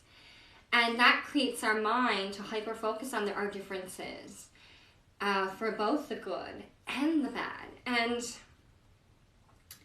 the extremes of life are necessary to create understanding and to have energetic release. All energy in the world has to go somewhere, has to move, has to take a course. And that's what the opposites are doing. It's the extremes of life interchanging energy. And the only way to have something new is the coming together. It's like alchemy. It's like the two opposites. When they come together and both surrender what makes them opposite, they become one and whole. So when I look at this, I also think body, mind, and then coming together when we're surrendering, when we're just enjoying, laughing, happy, love, when we're just observing the world, and when we're just, even if we're not feeling anything, even if we're just simply paused and existing in that sweet surrender and in the arms of somebody else, that is oneness. As well as even if someone's not physically in your arms, as long as your energies are connected and you're in the arms of the other energetically, you're connected. And we all are sort of holding hands in life energetically. We all sort of help push and pull each other along. And that's the opposite, push, pull. But together, that's surrender. That's like when we let go of what things are or aren't, they can just be. And when we're in a state of being, that is sweet surrender. That is when we're just allowing ourselves to witness the love. Like, you know, like love doesn't happen always when we're in that extreme pull away of opposites. Love happens when we come together and work together on something, on love or... So they're very deep spiritual things that can be applied to like business or relationships or a career or education. It's very much about realizing that, say, you know, like you might start something and it's difficult. So the more you struggle, the more it's just going to wear you out. So sometimes just surrender. And sometimes it's as simple as just stopping for a moment and being like, wow, it's hard. Maybe that's the first thought. And then the second thought comes in a little more positive and you're like, yes, it's hard, but wow, I'm very strong. Look at what I've overcome. Look, I am tired now, but look at the progress I've made. I've done more today than I did yesterday. And like, you start to like build that response of surrender. And a lot of people think in terms of like war and battle, like to surrender means you've lost. Surrendering does not mean you've lost. Surrendering always leads to gain. If you didn't surrender, that's what leads to more loss. Surrendering always leads to collaboration, to understanding, and to peace. So there's a reason why, like, the war developed the concept to surrender, because surrendering is a part of war, but it's not a component of war, you know what I mean? Like, the act of surrendering is not a part of what war is on a more,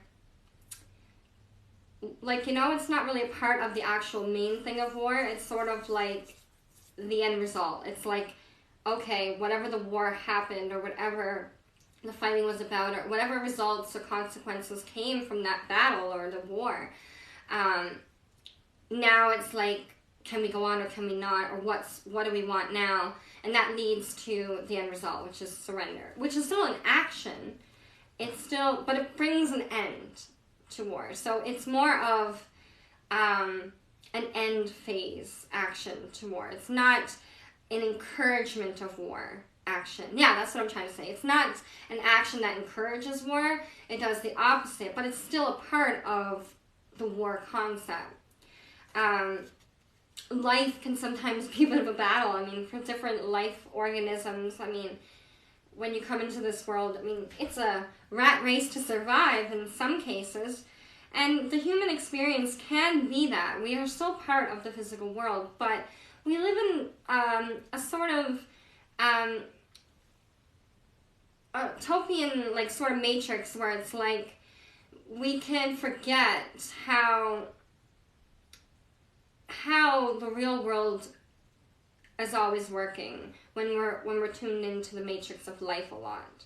So it's like sometimes we have to surrender. We just have to. It's sort of like, even on, like, what was it, the movie The Matrix? Was it the second or third movie or one of them? It was like at the end, spoiler alert, it was like to the point where it was like, we've already destroyed Zion like a bunch of times, like the Matrix always will come back because or what was it? It was like, yeah, it was something like that. It was like, he's like, don't worry, I'll see you again. I've seen you like 100 times already, and I'll see you again. Like, it's almost like, so I think that kind of made it seem that the Matrix system itself wasn't like evil or really bad. It was just sort of like, they made it like a perfect world in the beginning, but then they realized it was too happy and people needed more of like some craziness to add more meaning. So then it's like the Matrix keeps trying to make us accept the Matrix, but we keep rejecting the Matrix. And at a certain point, I think the recognition in that film was almost like we're both supposed to be a part of it. One cannot get rid of the other. You know what I mean? It's almost like, you know, both components are necessary to create that story, to have that story have meaning, to create opposites. And then in that scene, we see a sort of surrender. Neo is talking to the head of the Matrix, which is just a computer, but he's manifested as some old guy in this room with all the computers. So that is a moment of surrender where they're not in battle, they're not going to fight each other. It's a moment where Neo realizes that he is his most powerful self in the Matrix. They all are. And there's also something beautiful about not being in the Matrix, like obviously, like, you know, like everything should have a right to exist, but the computers or whatever determined that it was much better for humans to be in the Matrix because the world was not as pleasurable to be in that storyline. So it was like, I think that moment of surrendering to the idea that the Matrix and the reality they are together. They're opposites, but they're together. It's like reality and fantasy. They're opposites, but they're together. They both have a direct relationship and effect on each other. The robots were affected by the humans, and the humans were affected by the robots. They both needed each other for different gains, and they both were tired and exhausted of each other for the things that, you know, I'm sure the computers didn't like the fact that people kept waking up from the Matrix and they had to keep chasing them. And I'm sure the people didn't like the Matrix for the fact of, wow, we're being controlled and kept asleep and all that. But you know what I mean? But the truth is not everyone is Neo. Not everyone is Zion material. Not everyone has the ability to see beyond the Matrix and to do things beyond whatever is prescribed in our Matrix or reality or fantasy. So that's what I'm trying to say. So it's like that realization that even if Neo did beat the Matrix and woke everybody up, like, would everybody want to be woken up? Like, I'm sure half of them might want to be. But maybe half of them might say, I don't want to live in Zion. I want to go back to the Matrix. And then what would happen is Neo and Zion would have people rejecting Zion trying to get back to the Matrix. So no matter what side wins, there will always be the rejection and that rebel attitude in part of human, and that's necessary. A lot of people will say, well, we need to get rid of that, but it's necessary. If things don't get challenged, status quos don't get changed. If we don't have this divergent way of thinking now and then, this way of sort of thinking outside the box or beyond what other people can readily accept, is a gift. And that's what I'm trying to say. And so that's why I love that part of the movie where Neo was talking to the Matrix guy with all these computers around. I thought that was like a moment of surrender. The moment it clicked for him, he realized, like, there's a good and a bad to both. And he had mastered his own surrender. The moment it clicked for him, he realized, like, there's a good and a bad to both. And he had mastered his own worth and confidence within Zion and within the Matrix. So I think Neo was the chosen one for a reason, because there are components of him that understood, like he was a programmer, a computer programmer before, so it's like he obviously understands computer stuff. Like so who better to be the hero of that story and to kind of judge the emotional than someone like that. So it's a cool story. But yeah, I'm going on way too long with this. But anyway, Cancer, thank you guys for listening. Thank you for not glitching out of the Matrix.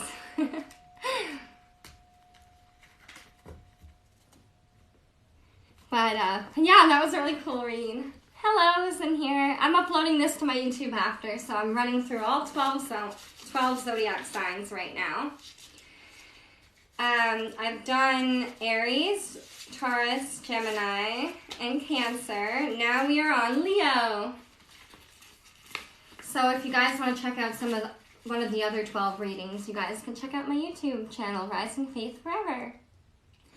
Alright, don't forget to like and subscribe, share, comment. Thank you guys so much. It means so much.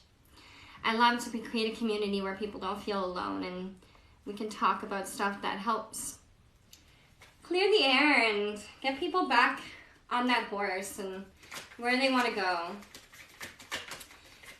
So, Leo, how has Pisces season been treating you, Leo?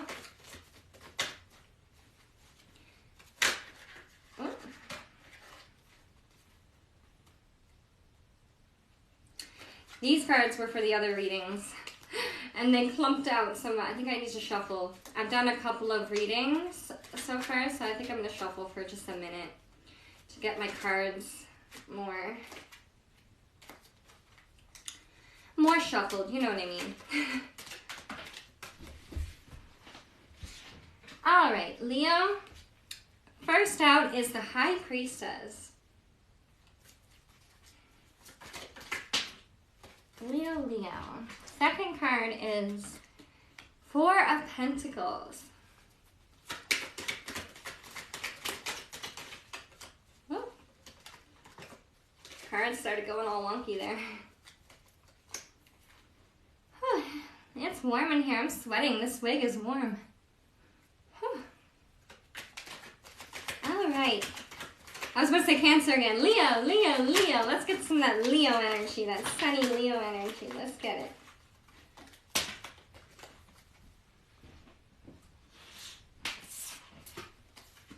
Alright.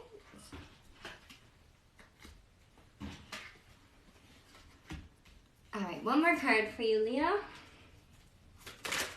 Whoa, that was fast. Did you see that? It was like, whoop up. Oh, same card Cancer had. Four of Swords. Alright, bottom of the deck, Ace of Wands. So again, I feel like Leo may be connected a bit with Cancer. Maybe there are Leos out there with like a Cancer rising, a Cancer moon, or Venus in their Cancer, perhaps. Mars could create a bit of energy there. So definitely what I'm seeing here first off the bat is a Leo that has gone through some experience with their intuition. High Priestess is about intuition. Pisces season could have definitely been awakening your intuitive, psychic. You could be getting a lot of psychic hits, like seeing like the bigger picture or how things come to be, or it could be having a lot of epiphanies. But the High Priestess also is like things still being like secrets, things still not coming to the clear view yet. Like that murky, shadowy crystal ball she's divinating with. It's like sometimes when we can't see it all, when we stop using our eyes, we listen to our intuition. And our intuition will always give us a hint to what we are experiencing. So this is saying you are on the path to experiencing what you need to experience to gain the illumination or that clarity you need. And while that is happening for some of you Leos, you are saving money. Four of Pentacles is about saving money. It's also about saving a physical resource, or it's about energy is also a physical component of the non-physical. So within that, you could be saving your energy or saving your power or gathering stuff. Like, this is a card of saving, gathering, but be careful. Is a penny saved always a penny saved, or is it sometimes a penny wasted? And that's the motto that kind of comes with this card. You can save all you want, but if you don't start the investment phase where you pick something, invest, or do something, you're not going to have more experience like this. Oh, sorry. Like this High Priestess here. So you definitely want to be having experiences. And I'm saying that because Leo, this Page of Cups here says to me that, like, the Page of Cups motto is, Juliet is a poser. And that's because Juliet, you know, she didn't just honestly go for Romeo and just leave her family and just disentitle herself. Like, she didn't do that tough route. She instead tried to play on the secrets of having a reputation look good by faking her dad so that she wouldn't offend the suitors, and you know what I mean? And then we all know it ended in tragedy. Perhaps if she just had said, you know what, family, you're way out of line. Goodbye then. If you want to cut me out because I love someone, goodbye. You don't know what love is. You know, she could have been a little more honest and straightforward as Romeo was in love. So they both loved each other. They both had a true type of love. It's just Juliet had a more of a novice take with it. She didn't handle the challenges of that well. She just wanted to play to her reputation. Like, she wanted everything to work out. And the thing is, if we're trying to make everybody happy, everything work out, we're going to be the ones unhappy ourselves. So this Page of Cups was like, well, if it made her happy, she should have just went for it. So this person is like, values honesty in love. Like, it's not enough to fake it with Cups. Cups, it is or it isn't. It's not like a show. You know what I mean? Now, the Cups emotion role can be very artistic and dreamy. Because this person is dressed very fashionistically and all this stuff. However, and they have a cup of wine in their hand, like, they know what their pleasures are. And that's what I'm trying to say for you, Leos. Perhaps you know what it is about yourself that you want to bring out, that you want to manifest, that you want to save for or make a dream. And perhaps you're keeping secrets from yourself. Maybe you could be in denial about what you really want, or kind of like Juliet was. Like, you know, like, she wanted Romeo, but she also wanted her family to think good of her, and then she, like, and that's sort of like what Cancer had too, like, with this healing card, 4 Swords at the end. It's like, maybe, when I post this to YouTube, maybe go back a little bit to the previous reading and see Cancer's reading, because this works together. It seems that,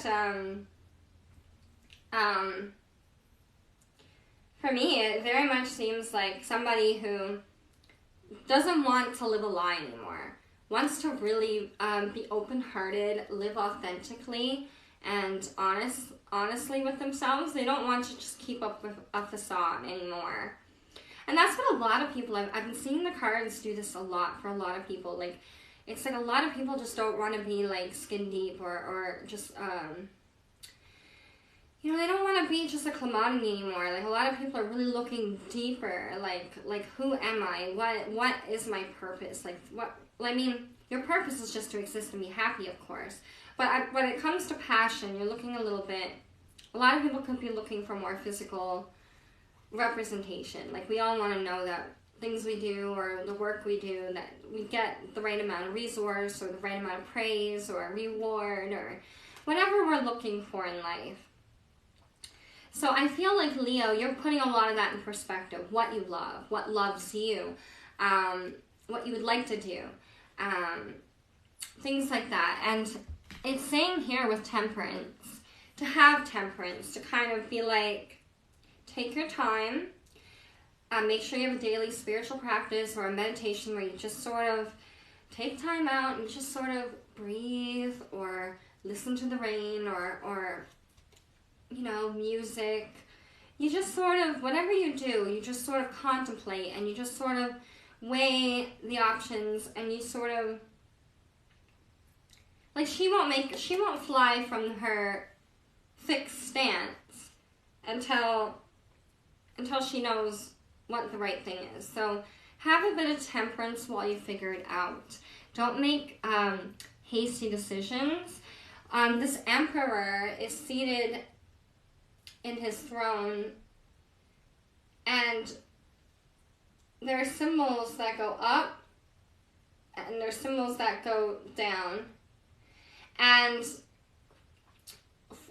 then there are cogs and wheels. There's always something flowing, and they have the key to unlock. So this emperor can be you, Leo, in learning that you really are in control. Maybe some of Leos have felt not in control, felt maybe a victim of circumstance.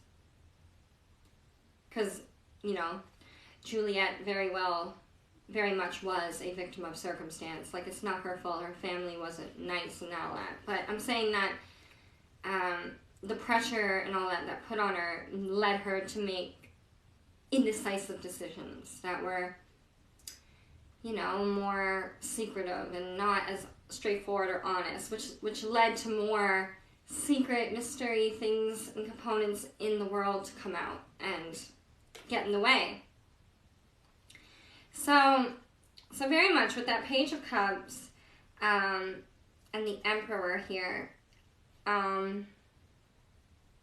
if you have an Emperor working with you right now, that could be a little bit like the negative aspect. Okay, the positive aspect of the Emperor is that they are great leaders. They are like the strict father. They are sort of reliable, dependable. They know what works, and they conquer that for themselves. They really take charge of that, which can sometimes in the negative extreme be like they're strict or commanding, maybe bossy.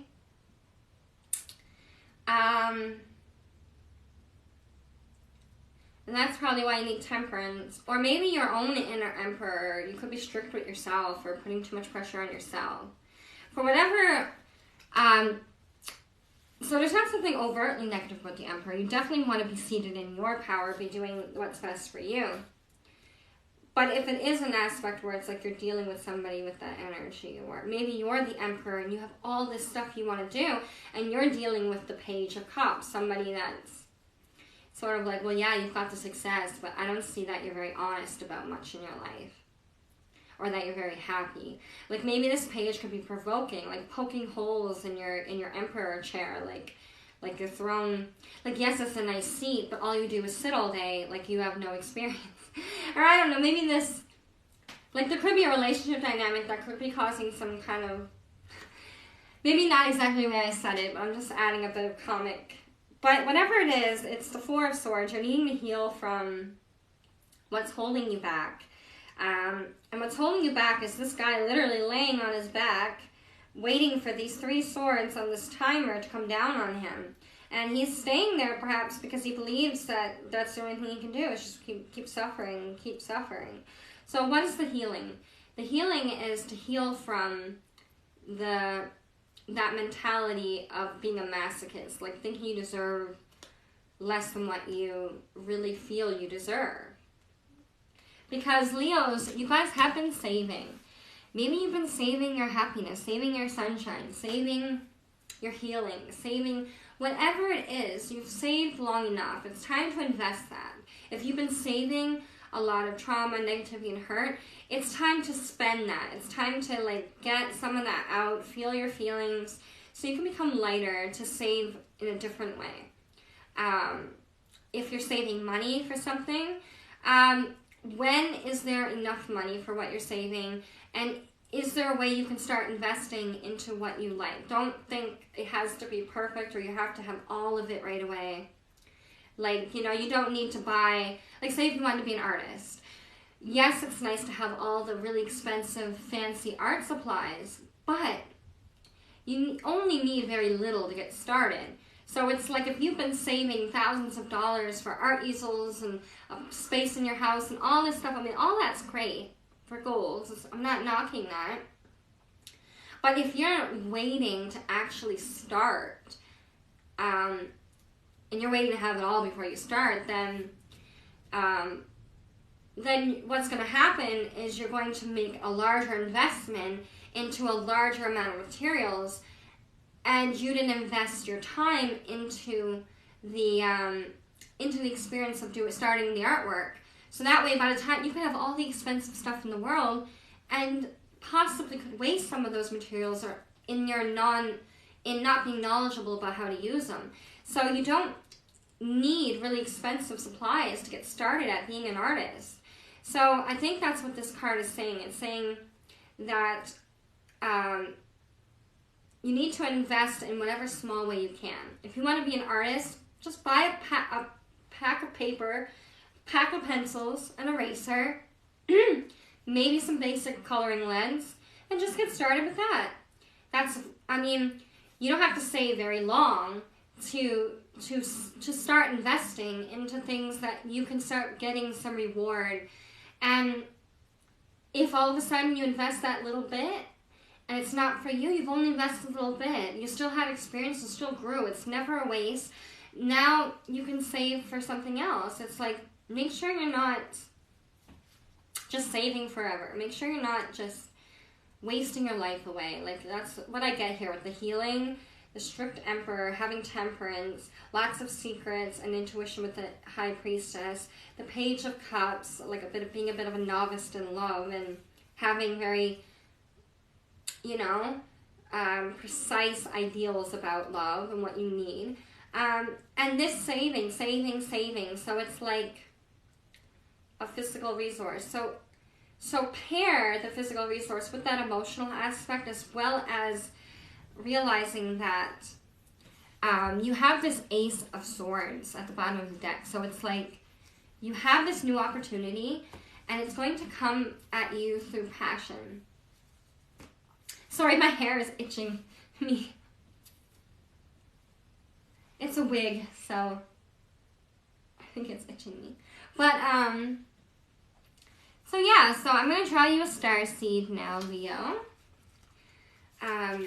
So don't worry, this is energy that you will come out of, Leo. You definitely will. It says you're not alone. Isolation, physical connection, community. That makes sense. Okay, Leos, the pandemic could have hit you hard. You're very sociable. You like to vibe with others and go to like an event or a party and things like that. And there's been very little of that in the world. You see these two females, if you can look a bit closer, her face is kind of scrunched up. It's like they're feeling a little bit of misery about being alone, but at the same time, their energy is connecting. They're searching for others. And one has a light dress and one has a dark dress. So, like I said in the last reading, about opposites and finding a center, it's like that theme is a little bit here too. It's like you're not alone. There are people out there that share a lot of what you're going through on some level, but they're not exactly like you. So be aware of that it is perfectly natural for you to feel that way. Maybe that's what the message is here for some Leos. Maybe some of the Leos out there have not been feeling themselves, have not been feeling sunny or optimistic. Their usual,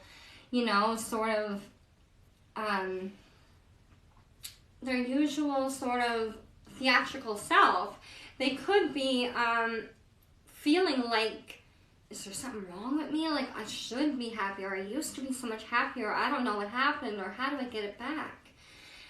So you're not alone. Like, that's natural. Right now, this period of confusion, the economy coming back, you know, you're not alone. You're not alone in it. So realize that for yourself, Leo, and maybe that'll help you to heal, to realize that I don't always have to act fine or be perfect or you know, seem perfect or fine, you know? It's like sometimes you can just sort of be real and be like, today I need to heal. And that's okay, because that's a part of getting that sunshine back. It's a part of taking that responsibility for yourself and loving yourself enough that you want to do the work to bring out those positive aspects again. And we're all trying to do that. You're not alone in that, Leo. Like, there's a lot of work the whole collective has to do there. Like, for sure. And we definitely really,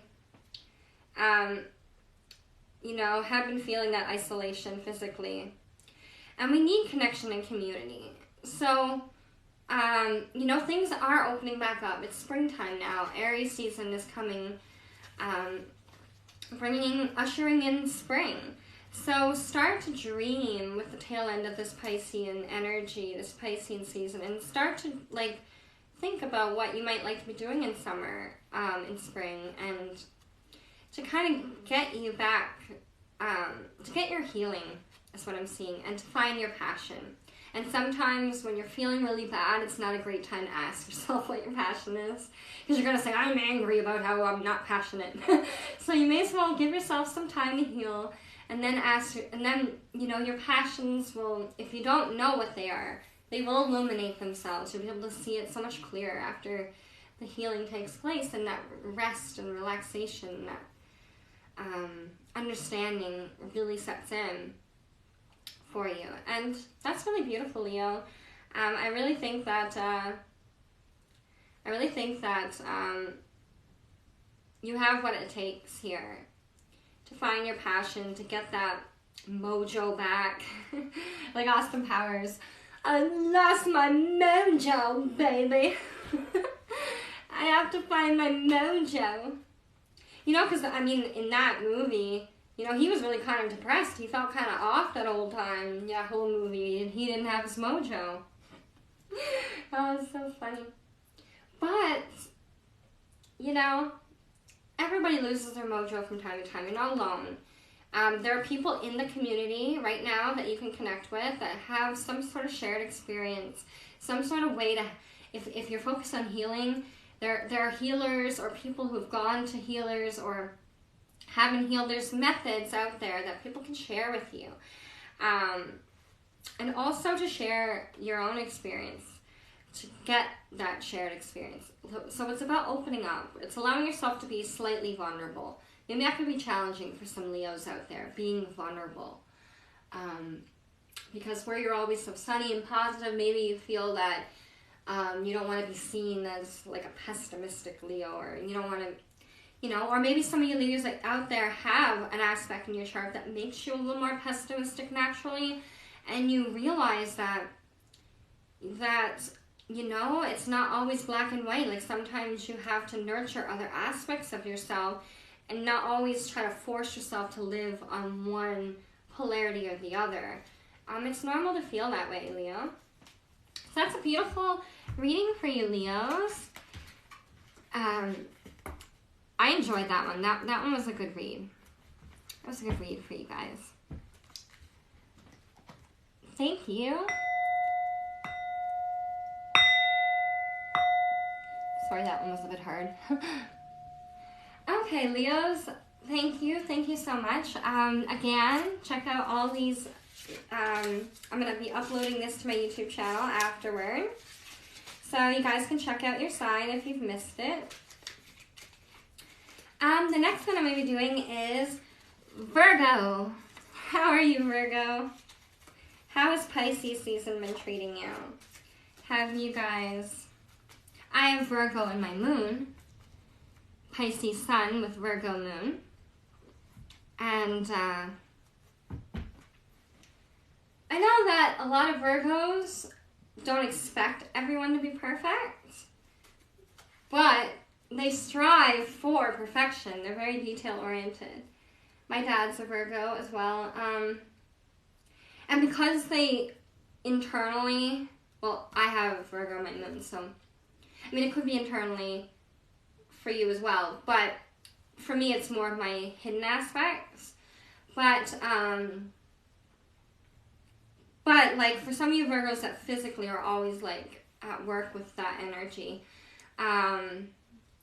it can definitely be a bit, a lot of Virgos can be hard on themselves. Like, they don't expect perfection out of others, but it's almost like they don't take their own medicine that way. It's like they won't expect others to be perfect. They know there's limits. They know perfection isn't real, but at the same time, they'll still strive for it. And that's commendable, and it's great. That's what makes them really good artists. It could make them really good at engineering or sciences or anything where you have to, like, analyze or, like, perfect the system. They often do great with systems and communications. So it's like, all that pressure of being that type of perfection and striving for it can leave you a little feeling negative about yourself or being overly pessimistic or what is it? Negative over yourself. What's that word? Not pessimistic.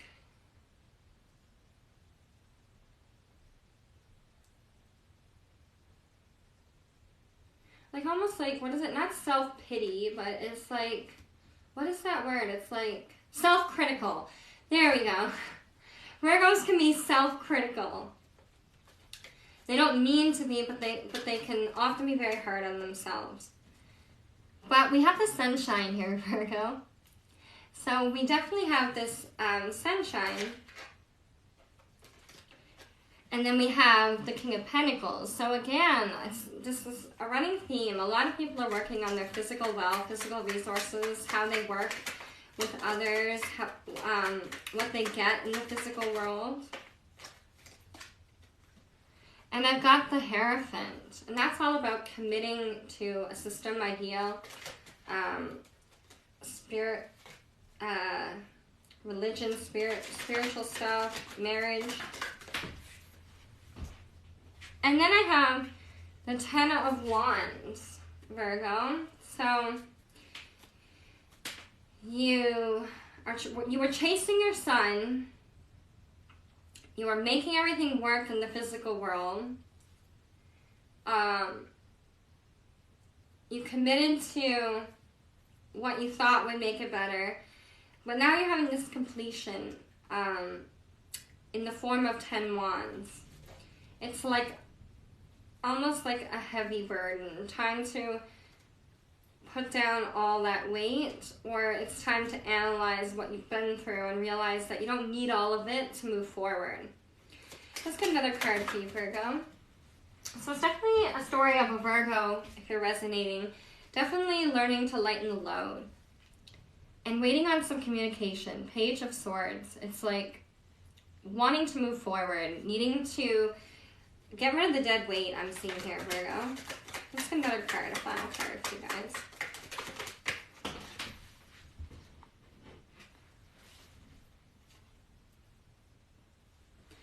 Alright, so then you have the Two of Pentacles.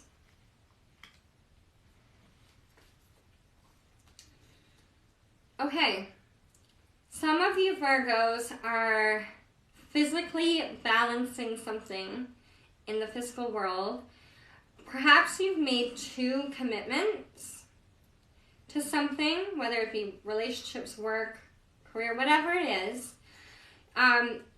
You've made 2 commitments, hoping it would bring some sort of physical fulfillment. But because you're juggling 2 intense type of commitments, there could be some conflict between timelines about completing the work or having enough energy to do both well. Maybe you're doing one really well one day and then teetering and doing the other thing well. Like, you know, it could be like, you know, just a little bit of inconsistency, which creating maybe this Ten of Wands burden. It's like, maybe it's like your backpack is always way too full, or your suitcase, or your car. It's like always way too full with like so much stuff because you're always doing so much. And maybe that clutter is really affecting your life. Maybe it's putting some sort of stall on your sunshine, on what you really want, like that real happiness for yourself, I'm seeing.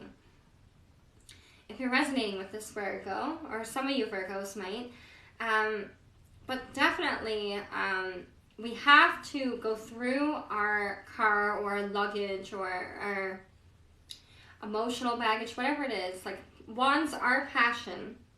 So we have to go through. Have you been committing to too many things based on passion, hoping to get physical reward, and then not seeing it? Because if you are, maybe that's the communication you're waiting on. You're waiting on the type of communication with the Page of Swords to figure out what is the thing I should be really giving my time to right now. It could be the whole reason you come to this reading. And on the bottom of the deck, we have the Chariot. And that's about having the confidence to leave your comfort zone and to go get what you want.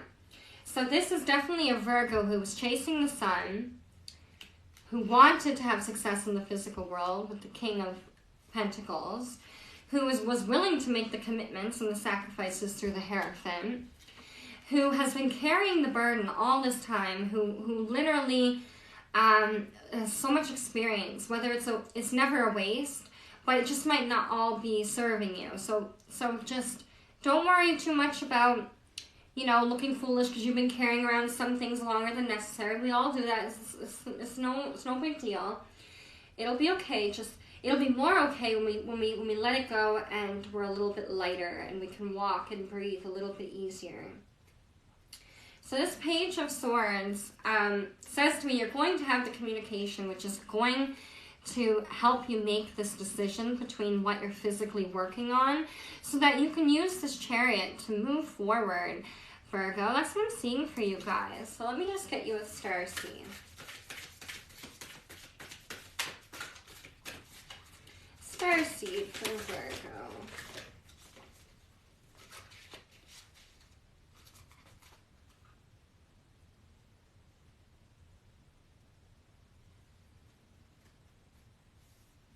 And I got the Great Severing, Mars energy, anger, conflict, softening to love.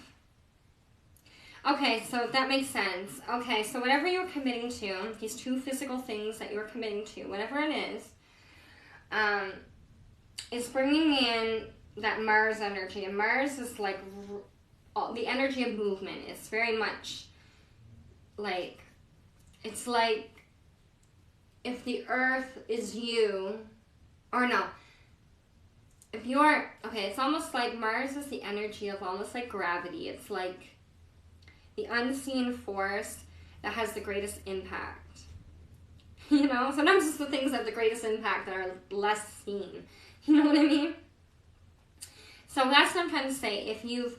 If things have been not clear and there's been a lot of anger and conflict, allow yourself to soften to love. You must soften yourself in order to be in a situation where you're approachable for people to love you, and also you must soften so that you have the ability to reach out and to love. However, the message tying in here with this is out of the things you're committing to, there could be some challenges. You know, especially with the Ten of Wands and the Two of Pentacles together in this way, it says to me that it's like you're dealing with a lot, especially with the Hierophant. Like, it's committed stuff. It's like stuff you really feel you need to do, if not that you actually need to. But you feel you need to really intensely. With this Two of Pentacles riding on the water, it's like you must do it. You feel you have to. But we don't always have to do everything that we feel we need to or want to do.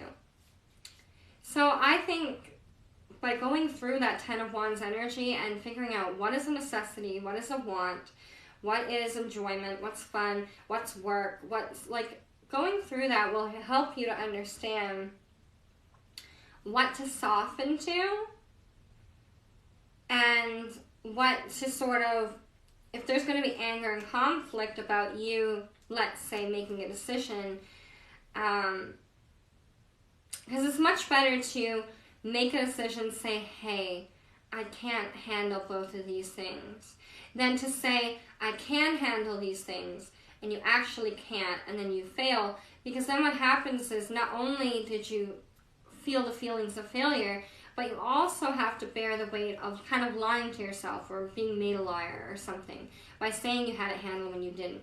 So it's like, it works out better for you and for others if you're honest about what you actually can achieve, Virgo, in the upcoming time, and what you need help with. Like, this Hierophant says a committed thing. If you're committed to it, shouldn't others be committed too? If not, and this isn't to like force anyone to commit to it, it's about, there should be people in your life or in the world naturally that will want to have the shared commitment or shared thing that you want to be doing. And it's important to make time for that, to work on that, to nurture that. And that's what's softening to love. It's not always about physical success. Sometimes it's about having emotional intelligence and success. It's about having all the components of your life working and attracting the overall good to you.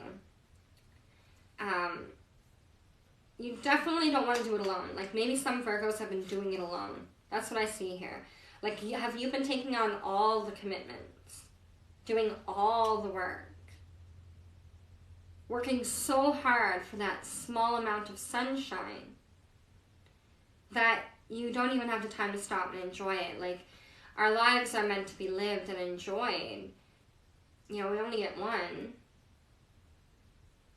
And that's not saying we always have to be having fun, but, you know, it's definitely, it works to our favor when we have our stores and our energy replenished so that we can do more work, or that when the work's fulfilling and we love to do it. It makes us feel like the sunshine even when we're exhausted. Like, say, if you love to garden. Gardening can be really tough, hot, exhausting sort of work, being out in the elements, but it comes with so much reward, you know, that when you go to bed that night after a long day of gardening, it's like you're tired, but you're tired in a good way. You feel like, wow, or you know, if you take care of animals or something, it's a lot of work. But when they love you and when they trust you and when they, you know, when they do their little things they do, you know, it makes you feel so much better. So Virgo, make sure whatever you're committing to commits to you as well. You're seeing equal give and take. That's important. Don't carry it all by yourself. Share the load. Go through the load. Figure out what is actually something you can actually, like, there are always things that we think we need to do, and then we want to have other people help us do them. But if we decide for ourselves what we can realistically do and can't do by ourselves on our own, then we can also determine, okay, what we really want. So it's like, you might find out those 10 wands, you don't need to find somebody to help you with the 10 wands, because that's overwhelming, that's too much. So what you must do first is you must go through the 10 wands one at a time, solving one problem at a time. Or you must go through them and be like, are 5 of them kind of like, are important things I gotta work on, and 5 are just like, could not, doesn't matter. You know, so it's like, maybe just weed out those 5 most important things first and deal with them one at a time and get help from others with that. So don't be afraid to ask friends, family for support and for help. Like, you're always there for them, Virgo. They should have an opportunity to be there for you too. So don't forget to ask your friends and family for help. Like, nobody has to go through everything on their own. You have this Chariot energy. You're definitely going to be leaving your comfort zone soon.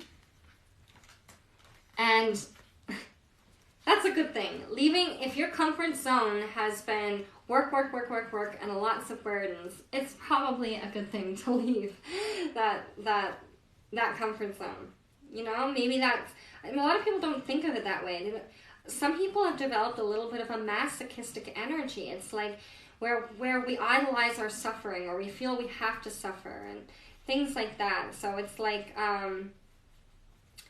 so I think it's very much about, sometimes we can be comfortable with our depression, or comfortable, like we can be, like, so much so it becomes a pattern. It becomes a zone that we've lived in. And if we're used to being in a lower manifesting type of way, or a way where it's like you're self-critical or depressed, like, or whatever kind of thing, that can become identity-based. It can become part of you. And it can be hard to leave that behind, to leave that wound, or to let it go. You know what I mean? But once we start bandaging that wound, once we start moving towards happiness, once we start removing the blocks and unconscious reactive decisions in our lives, we can then have more control, which is depicted here by the chariot, this woman. And she has this carousel, oh sorry, not a carousel, parcel, umbrella, very fashionable, and she's sort of there like,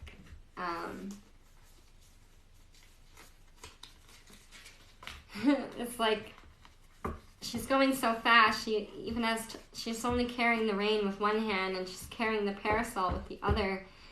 It's like, I'm good for the rain, I'm good where I'm going. If someone comes up around me, like, the parasol actually doubles as a weapon, like, it comes out and it has a dagger at the end, and she's like, I'm prepared for anything. Okay, Virgo, I hope you enjoyed that reading. Thank you, and I will see you next time.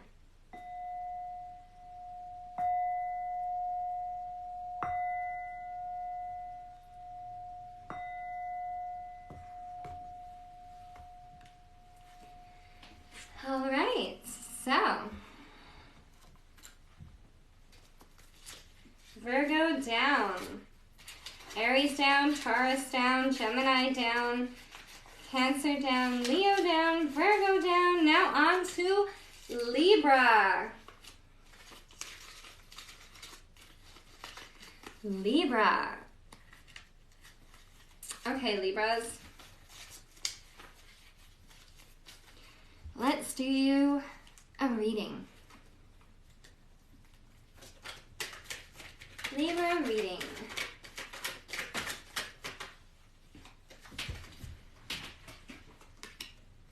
We have the Three of Pentacles, card of working together, three components, or components coming together to work on something favorable.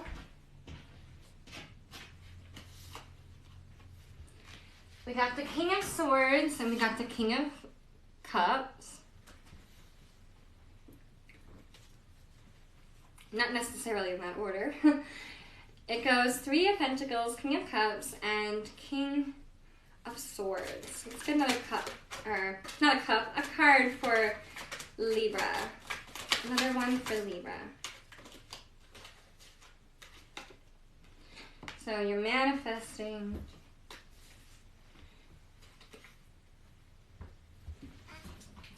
And on the bottom of the deck, the King of Wands. Whoa! Okay. Whew. Yes, I'm wearing a wig. It's really heavy and itchy. Okay, so Three of Pentacles. So those are the components coming together to work for the greater good. One has the blueprint, the plan, the schematics. One is addressing her intuition through tarot cards, like being tuned in, and observing what's going on. The other is like an engineer working with their hands, physically putting that aspect together. So it's the mechanics of the intuitive idea with the analytical plan combined with the physical resource and expression coming together to kind of create a cathedral, a building, to create something. Let's just say something for you Libras. One of these components can feel like the King of Cups. Somebody that is motivated by artistic endeavors, music, art, emotions. Somebody who... All kings are successful, but in their field. This king is a socialite. Like, he knows his people. He knows how to host the right parties, the right things. He's a very necessary component in this, perhaps, for you, Libra. And then this other King of Swords is someone motivated by the mind. Things that... motivated by systems, ideas, communication. This King of Swords has a plan, always has a plan, likes to follow the plan, likes to be organized. This king also has a motto like to think is to do. Like, so even if it doesn't look like you're working, thinking is working. It's the unseen work, the work that is yet to be done. And that ties in with this Nine of Wands, which is sort of like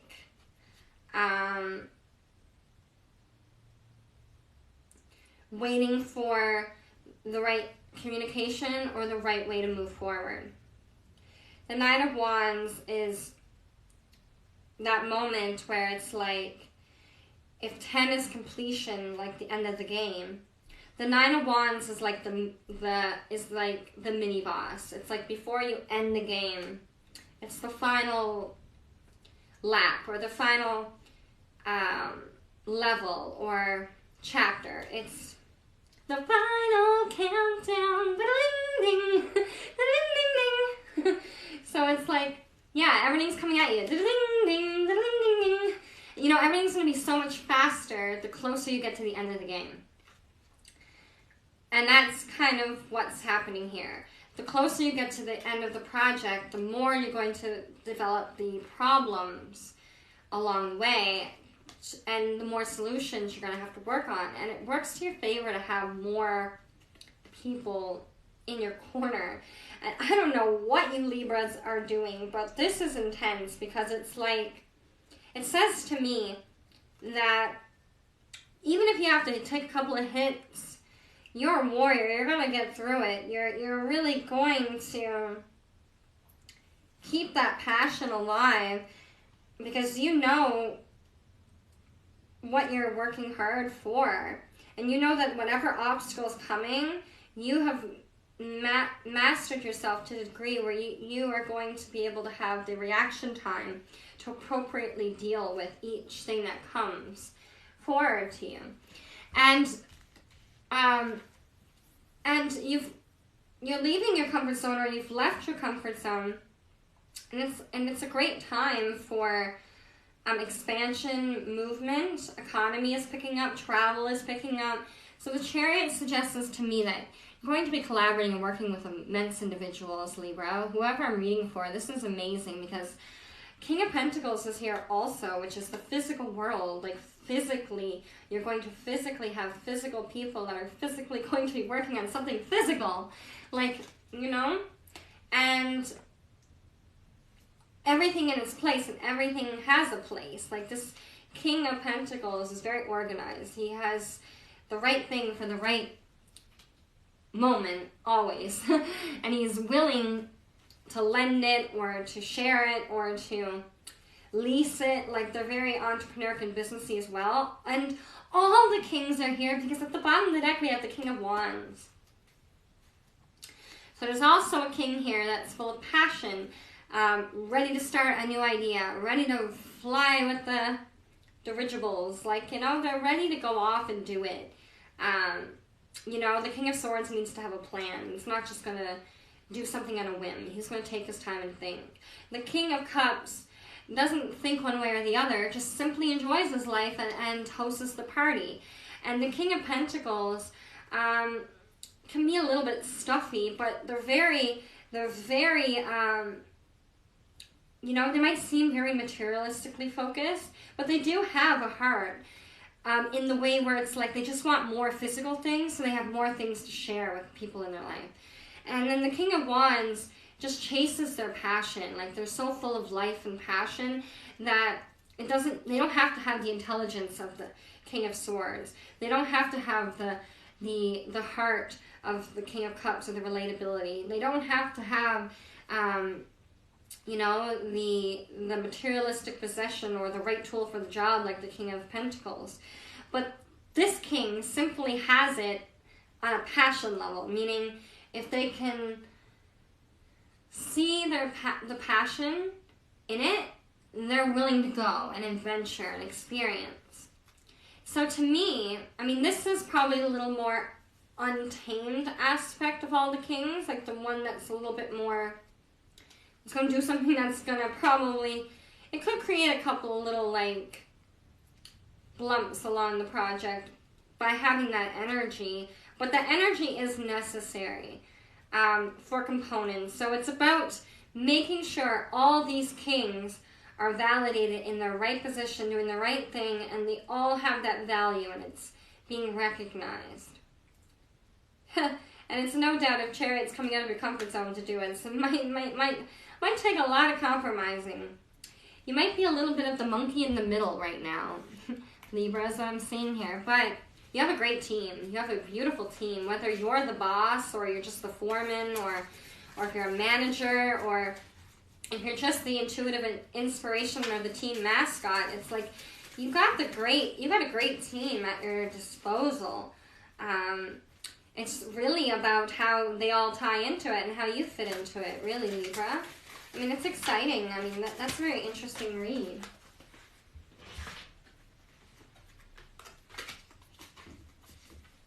It's a very interesting read, Libra.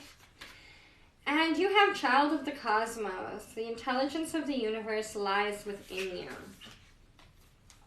That's what I'm saying, Libra. There is no better person out there to balance all these kings and have them work together. That there's no better person to mediate that and to oversee that than you. I mean, I was watching this astronaut show. What's it called? Away? And it's like this girl was made the leader of the astronaut mission. And all these other people are specialized in so many different ways. And it's like any one of them could have made a leader. But the reason why I think she's such a good leader is maybe she has that like Libran energy. She has that ability to see the best in everybody, bring out the best in everybody, and encourage that in them so that, and work between their differences, help remind them of what they share, of what they're working towards, like keep inspiring them to see beyond their challenge or what's not working, to see what is. And the intelligence lies within you, and through that, it looks like this project will definitely be coming. There might be a couple little stalls along the way or a few things go wrong, but you'll definitely be able to complete it. You definitely have everybody working together there for that, Libra. So with that, thank you. I will see you next time, Libra.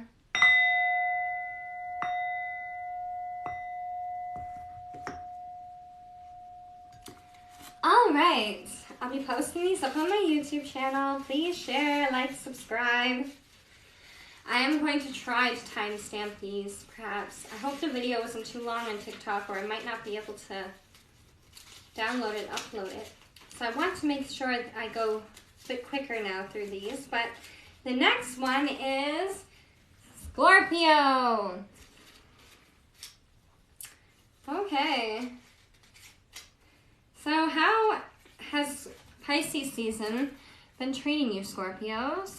Have you been feeling creative, daydreaming, lots of imagination, in touch with your emotions? Have you been feeling nostalgia, like things from your past? Seems like a lot of people are focused on money or career, like, or trying to build the economy right now. Scorpio, so we've got Page of Cups, and their motto is Juliet was a poser. And that means that she was less honest and straightforward in her love for Romeo than Romeo was for Juliet, because she was trying to protect her reputation and kind of fool everybody into keeping her intact in how they viewed her so that she could sneak off and do what she really wanted.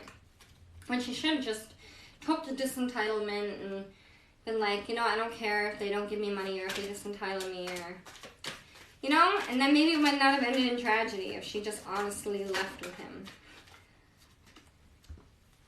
So the King of Cups, Scorpio. So you're definitely sociable, and whoever you're dealing with is sociable too. Whether you're the king or whether you're the page. Now the page is often a communication. So whether you need that communication from yourself or from an external circumstance or a person or relationship. You also have this Ace of Swords. So you're waiting on communication. A new communication for this new beginning.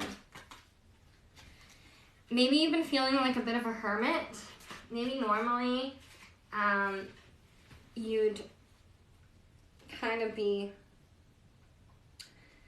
going out maybe to a party or maybe you'd be socializing, but you haven't been able to maybe for a while. And this Ace Wands in the bottom of the deck. Okay, so what I'm seeing here, Scorpio, is that there is both a mature and immature aspect to the emotionality within the situation. On the one hand, you're very much a seasoned sailor or seasoned in, you know, if we think cups, we think water. So if you're a sailor, you've mastered the ocean. Or if you've not mastered it, you've definitely conquered your place in it. And the Page of Cups is like very opinionated. So it's like you're having this communication coming in about what fulfills you, or about some sort of socializing that you yearn for or that you miss. Ace of Swords means things are picking up, economy's picking up, summertime, the spring. We're transitioning from Pisces energy and Pisces season into Aries energy and Aries season. So we're definitely moving into more physical things. So this Piscean season is a great time for taking that break. If you've been forcing yourself to socialize, that's probably why things haven't been going so well, if that resonates with you. The best thing to do is be that hermit right now. Kind of go through the forgotten wastelands of your mind, or sort of the graveyards, the sort of the dump wastelands. Like, kind of go through the areas that you've kind of been dumping all that stuff in, and sort through that and find your little that intuition, that light in this lantern. He found the light to light his lantern, and now he can see and go through everything. And you've been saving your money, your resources, your power, your energy, your time. You've just been saving and saving. So, and you've been saving for this Ten of Pentacles, this beautiful completion, this happy ever after. You know, the right house, the right career, the right family, the loyal dogs, the traveling, you know, just anything that you might have wanted for yourself. Scorpio. You're willing to work hard for it. You have a lot of emotion surrounding that. Like, emotionally, you want this. Or you have this. It could be you're a page and this king comes with communication, and you might have to be the hermit for a little while and save up, but you will have your happy ever after. This feels favorable. And on the bottom of the deck is Ace of Pentacles. So you have the Ace of Swords and you have the not Ace of Pentacles. On the bottom of the deck you have the Ace of Wands. So you have the Ace of Swords and you have the Ace of Wands. Ace of Swords is about new thoughts, new epiphanies, new ideas, new communication. And Ace of Wands is about new passion, new experiences, new lust even. It's like that lust for life. It's like the energy that helps keep us engaged with a task. So if you've been in a bit of a stalemate or feeling like, don't worry, it's coming. It's coming down the order for you, Scorpio. You might have to kind of switch from being that social light to more of a hermit, being more self-mastered, self-directed. But all that saving, all that building and investing into yourself will eventually spell out your happy ever after. So let's get you a star seed on that, Scorpio.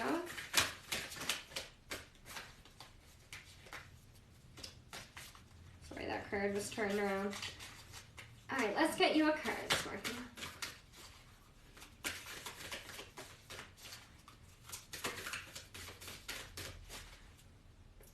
Lost lands, soul memories, and gifts. You've done this before. Scorpio, there you go. You're the sign of spirituality, of death, birth, resurrection. So, lost lands. Whatever you do lose, it's okay. You'll be okay. Because you have soul memories and gifts, emotion, intuition. You have value. You've done this before. No matter what you lose, no matter what you gain, you're going to keep going because that's what makes you so fun to be around. And a great asset to any team or relationship, or, you know, it's that ability you have to work independently or behind the scenes. But also have more communication. You'll feel more fulfilled when you can work with others in a more honest way. I mean, you're very sociable, but do you always allow people into the things that is the heart of why we allow people in our life anyway, is to work together and collaborate? Like, do you have people in your life that you just have that like you and you like them? You know, that's fine too. But do you have people in your life that,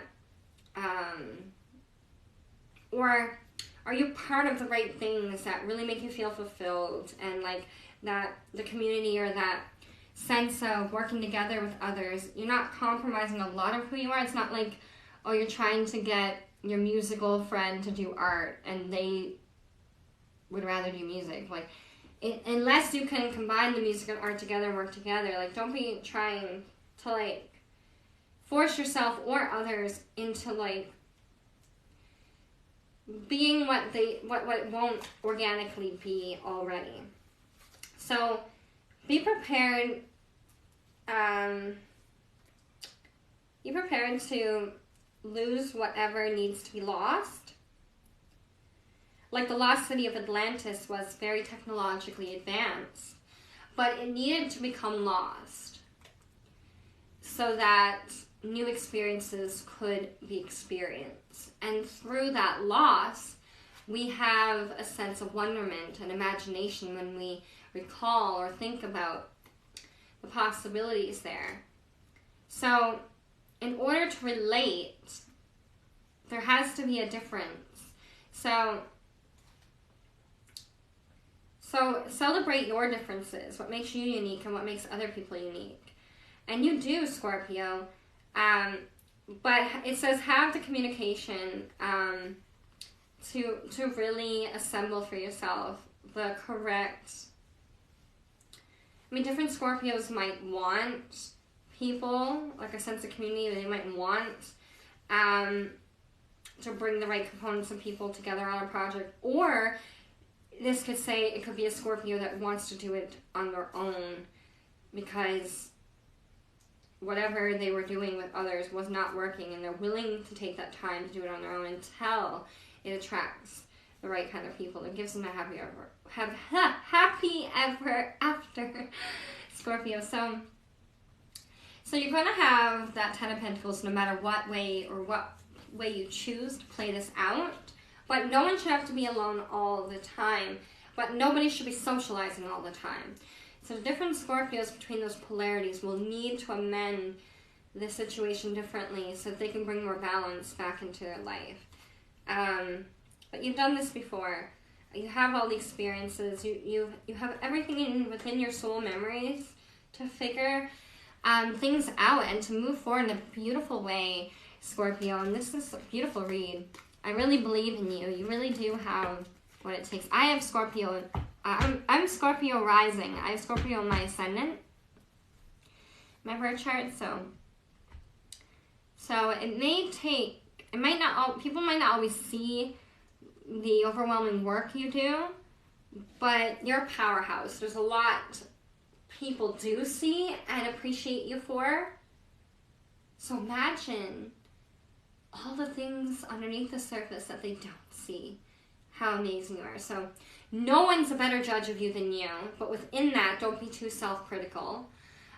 Be open to change, relax, daily spiritual practice, meditation, whatever brings you back to center, makes you feel good, makes you feel, that's where you need to give your attention. So, Scorpio, thank you. I will see you next time. Thank you so much for listening.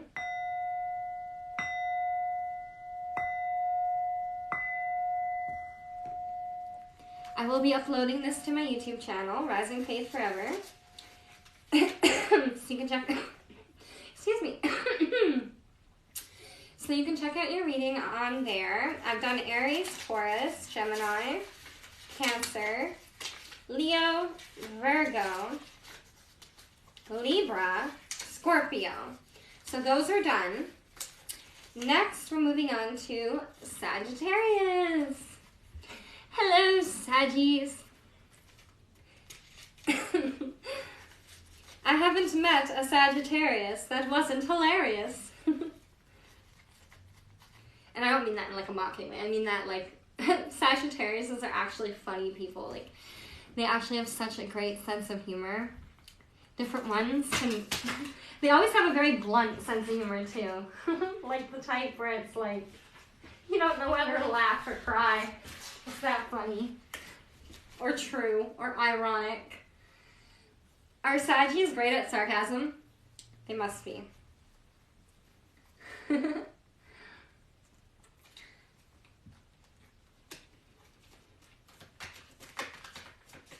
Alright, so let's draw a card for Saggy. Whew. Come for Saggy.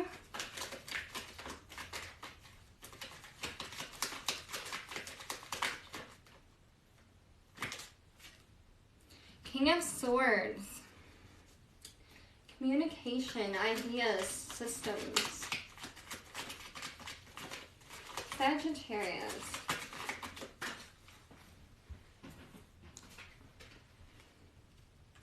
Page of Pentacles.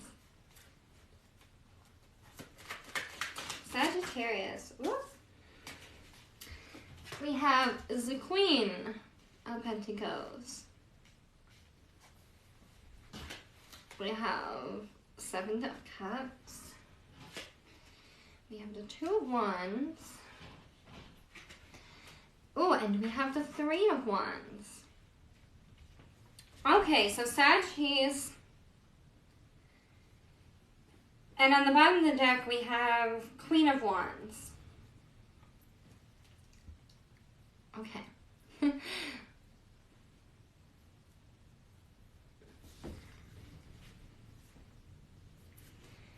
Okay, Okay, so this King of Swords, communication, ideas, systems. This person's very organized. Their motto is to think is to do. So to think is to toil. Thinking is a type of work also. Maybe that's something you need to understand about somebody, or that they need to understand about you, is that there's work always going on. Kind of like a Scorpio energy. It's like, just because it's calm on the surface doesn't mean something's not going on underneath. It's like things aren't always as they appear. So it's like, you might think, oh, he's just sitting down late, or he or she is just sitting down and not doing much all day, but they could be thinking and trying to solve some sort of puzzle, and that does help make things efficient in the long run. Now, this Page of Pentacles says to me, you're going to be getting communication. It's going to arrive in some sort of physical form. It could be a person, it could be a place, a thing. There's going to be something that's going to create the information needed here to move forward. And what I see here also is the Queen of Pentacles energy, which is, she's very much mastered the physical world. She has wealth, she has style, she has grace, she has a lot of the physical things that we want to have, like kind of like a catch, like the energy of, now the negative aspect of this could be too materialistically focused. And down here we have the Seven of Cups. So the Seven of Cups is very much about choosing carefully, about really looking at what each of those cups are containing before choosing it, because the cup we choose is the cup we're going to be stuck with.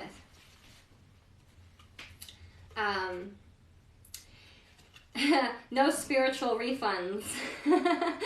So in life, sometimes, you know, it's not like if the universe teaches us a lesson or gives us a truth. It's not like we could be like, all right, take it back. I don't want it. Send it back. Can I get an exchange? Can I exchange my truth for somebody else's truth? Can I exchange my experience for someone else's experience? So often the cup we choose is the cup we get. We can't, there's no refunds, no exchanges for spiritual cups. And cups rule our emotion, intuition, all those things. So one cup has a dragon, one cup has a dirigible, one cup has hearts and flowers, one cup has a Christmas wreath, one cup has a lovely sandcastle, which looks lovely, but, you know, it's not strong. It'll crumble. And then we have a snake or some sort of eel in one. And then high up on the top shelf, where one might almost miss it, is a really beautiful cup. Even though it's one of the smaller ones and less flashy, you don't see right away, it contains a lot of rubies, jewels, and diamonds. So it has the most value in that term. Like, we're thinking money. So often in knowing what to choose, we have to know ourselves, right? So this could be for a Sagittarius who's still learning about their own passion. Because on the bottom of the deck, I have Queen of Wands. So that's very much about being passion-driven. If it gets too boring or conversation ceases to be invigorating or beneficial, like, she'll gloss over and just take off. Like the Queen of Wands, not gonna be where she's not stimulated.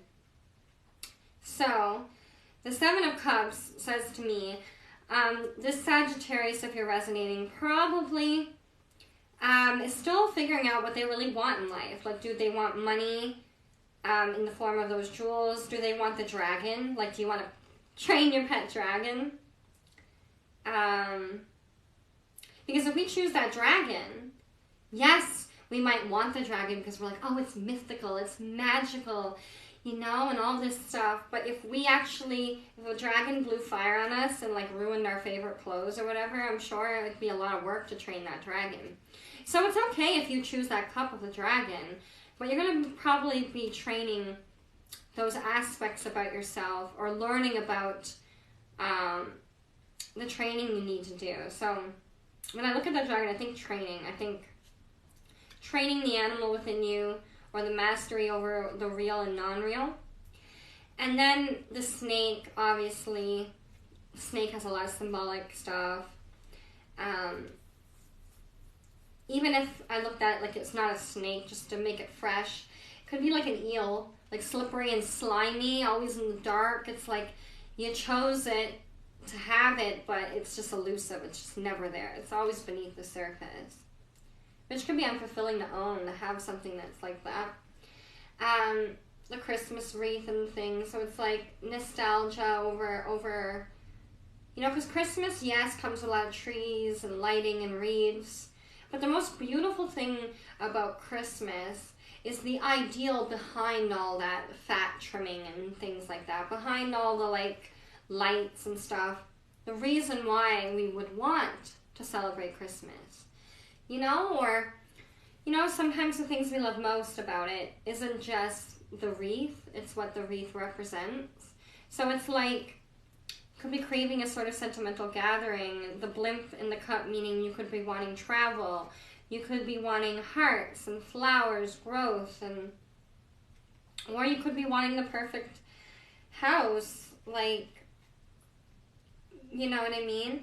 So when I look at all that, what's in the cups, it says to me that when we're attracted to something, or like nowadays with social media, like ads and different things, it's like you want it. They make it look like you want it. So it's like this sandcastle, for instance. An ad could be like, buy this sandcastle, it's lovely. Don't you want to live in a castle? And then when you actually move in, it's all made of sand. You get sand in your pants and sand everywhere, and it's crumbling. So the marketed idea of what it looks like is not the reality of what you'll want. But often in life, if we skip through all the things we think we want, or what jumps out at us, or what really seems attractive, we can then begin to develop that we create wealth, and then wealth creates what we want. So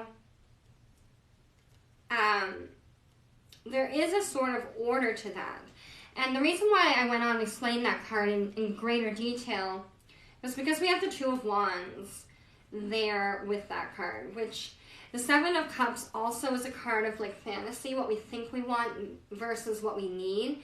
The Two of Wands is being caught in between. It's like being between a situation, and it's harder to make this decision because each wand represents passion, something very deep and triggering. It's bringing out this Queen of Wands energy on the bottom of the deck. So it's something that would be hard for you to choose or to let go of one. But it's okay because we have the Three of Wands. What makes the Three of Wands so great is it's literally the embodiment of the law of attraction. It's about setting your sights on what you want and actively, keyword here, actively waiting. Meaning you're not bothered by the waiting. You're faithful during the waiting. You're happy during that waiting because you know it's coming. When we're not sure if it's coming or not, that's when we're doubtful. So, and doubt creates a response and an energy. So what we want is we want to believe that we can see our ships from shore, just as he is, that these ships are going to come in. So, if you're between two wands, you must set your sight on that third wand. The wand that becomes the stabling, because you see how each wand is lapping towards together, and it's only by having that third wand, which creates like a tripod, connected by the center point, that it can all stand. So the only way to move forward is to know yourself, know your intuition, what you want to attract, what you want to manifest, what you want to bring into the world, and allowing the other aspects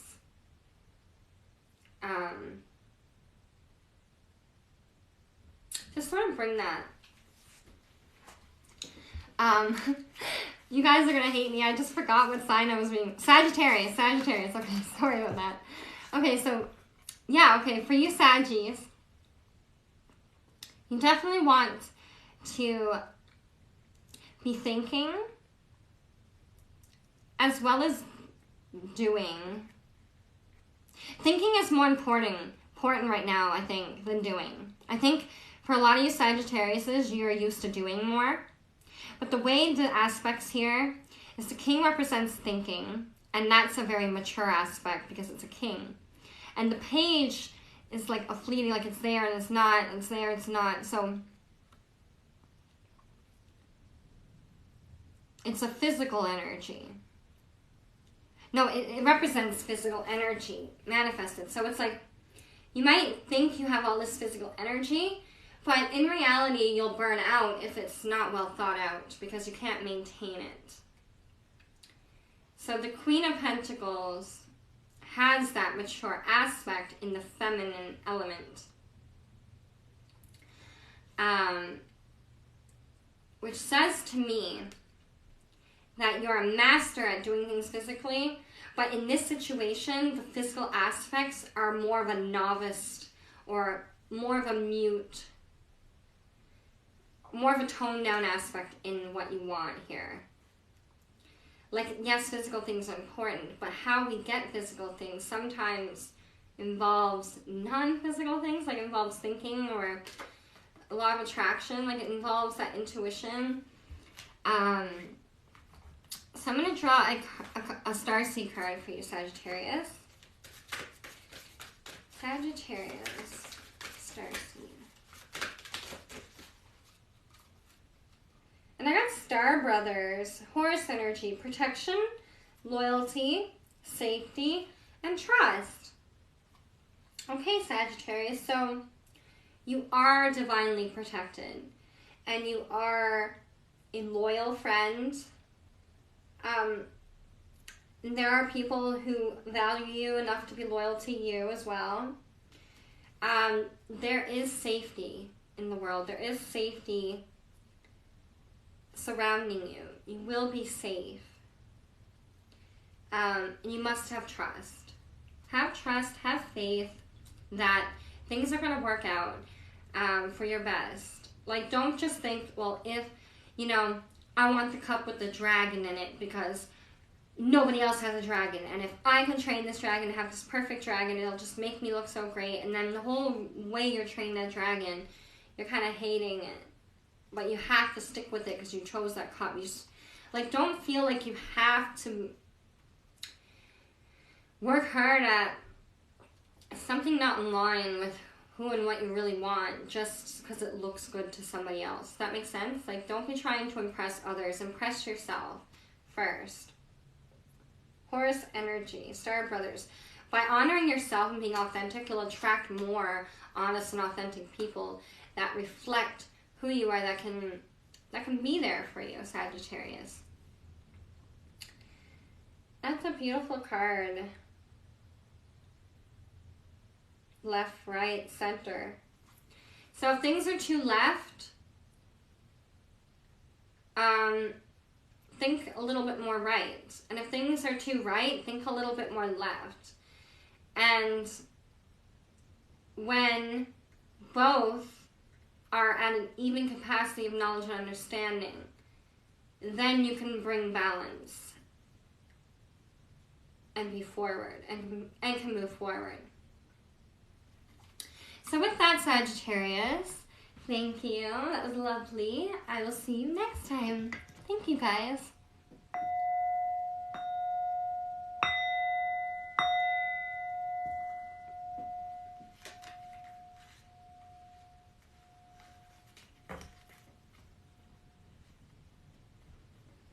All right.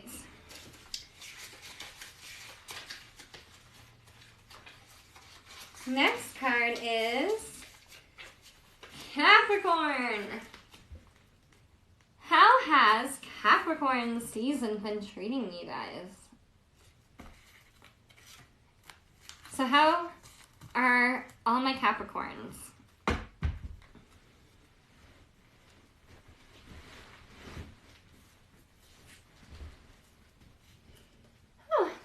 Hi, Jess.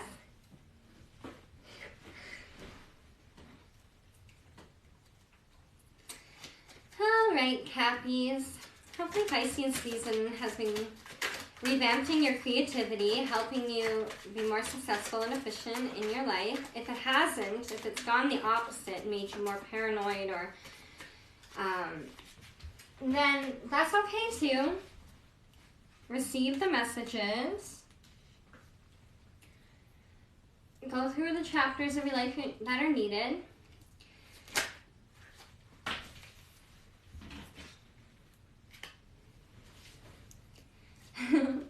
Okay, Capricorn. Card for Capricorn.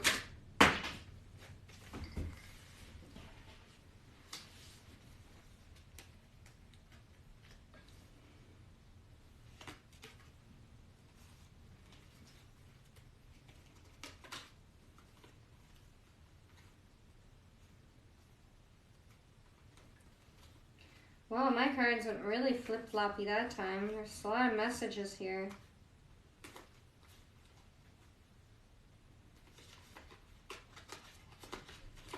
Something about the Lovers, Ace of Pentacles.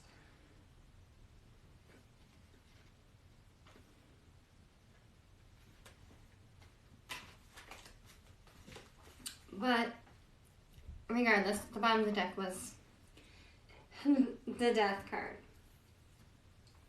Okay, so we have the Five of Swords for you Capricorns. Now the Five of Swords starts out sort of feeling like there could be the winner. Like somebody could have all the swords now. They've taken all the swords away from everyone in town. And now they feel they have the most power because everyone is defenseless. They're taking away the swords perhaps because they're like, well, we want more control. Or we don't want everyone to take control with that. So they take the control by taking the control. So like any game, there's winners and there's losers. And unlike games, in reality, when there's losers, the game is never finished. There's always, they might have all the swords now, but the motto here is, I warrant, someone will find something else to stab him in the back with.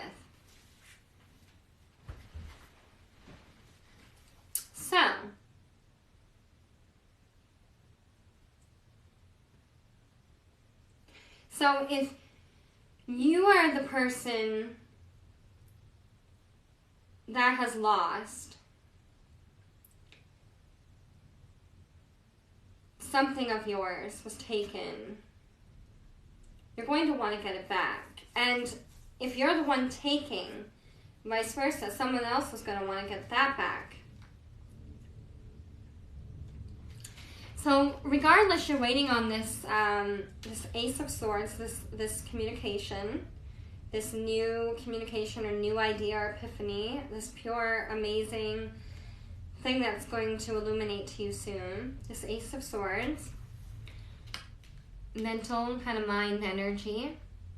And you're going to have this Ten of Cups, so don't worry. So it might be looking with the Five of Swords like a needy sort of, someone took something or you took something or something created a need or a picture there. And the Ten of Cups is basically saying that no matter if the cup is, what way the cup is pouring, it's all going to work together and do its job. Like here, like to have this like perfect relationship, they have to kind of go through and conquer all sorts of aspects of like a cup. Like even though you think, oh, it's a cup, it can only do like one or two things, like it's basic. But if you look at it here, the cup has many different areas of turn and point, like rotating, turning, like the cup could be here, the cup could be there, the cup could be there, there, you know? It's like the duality of all possible actions within love, within relationship. So if this is a relationship Capricorn, it could be that somebody else has the upper hand, but fear not, some communication's going to come in. The thing about relationships is if one person has the upper hand now, don't worry, because at another point in the relationship, you could have the upper hand. And this is not to contradict each other or whatever was going on. It's sort of like in life. Naturally, some things will favor one or the other at different times in life or within relationships. So whether it's a work relationship, a romantic relationship, a family relationship, friendship, whatever sort of, because cups are emotional and 10 is completion. So, and the Ace of Swords is communication ideas. We also have the Four of Swords, which says to me of healing. Healing from what? Well, often if we've been laying on a bed, waiting for these 3 swords on this time mechanism to come down on us, thinking that we have to suffer, resigning to suffer, being a bit of a masochist, then this little raven in the picture isn't able to intuitively guide this person and let them realize that they are the co-creator of whatever they are doing. It's their choice to lay on that bed and accept that causation or that consequence to affect them. Maybe it's a bit about self-pity or wallowing. It's definitely up to you to take that 3rd sword to beat away the 3 swords before they come down to protect yourself. It's definitely up to you, Capricorn, to decide when and where to make a move. So that's where the healing comes into, knowing how long to lay on that bed and when to get up. And that's the process of healing. And next we have the Temperance. So yes, it's going to take a bit of temperance to move and transition through all the different phases of the situation and the progression on that timeline. Temperance is about standing on the edge of the water while dipping a toe in and sensing stuff, and also being patient and waiting and observing, and having the confidence by staying focused and centered that you have then store the amount of energy necessary to actually act when you are affirmed of where you're supposed to go. And I see a theme here between the 5 of Swords and the 5 of Cups. So there's been a lot of communication lately that's left you feeling like the underdog, or maybe vice versa. You've won the last couple of things, or felt like you were on the upside of it, but you know, the person on the downside of it, or whatever aspects on the downside of it, could be coming back a bit, making you feel bad or something. As represented here by the 5 of Cups, is somebody kind of at the bar ordering drinks and kind of drinking it and spilling it, like, I want this cup, I don't want this cup, like, you know, it's almost like the guy at the bar drinking so haphazardly. It's like some is going in, some is not. They're just wasting money and wasting their time, wasting their health. They're just in a mess. And here's this poor bartender girl, and she's coming over, and she really feels for this dude. Like, she's like, here, do you want another? Do you want some water? Like, do you want me to call a friend? Like, this person's just not willing to see how much this person's going out of their way for them. And this person potentially will not see it until they want to see it, until they're ready to see it.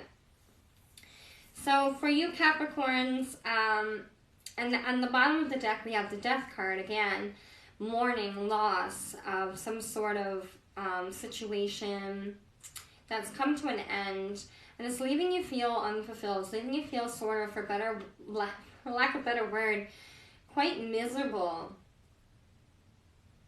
You know, the liquor turns to horror really quickly, you know, because what was once a drink meant to be shared by loved ones and to celebrate has now become a very toxic coping mechanism to sort of wallow in and wallow away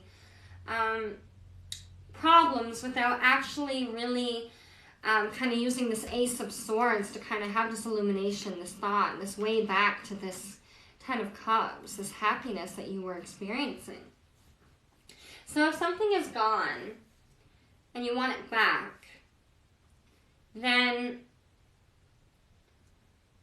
you have to work through what worked and what didn't work within that to then understand how to create a new relationship with that person. Or if it's something old that's like you want back, then there's a reason why you've lost it. So it can never be the exact same, and it shouldn't be. Like, there should be some new component or some growth needed there to make sure it works next time on both ends, if it's a person and stuff like that.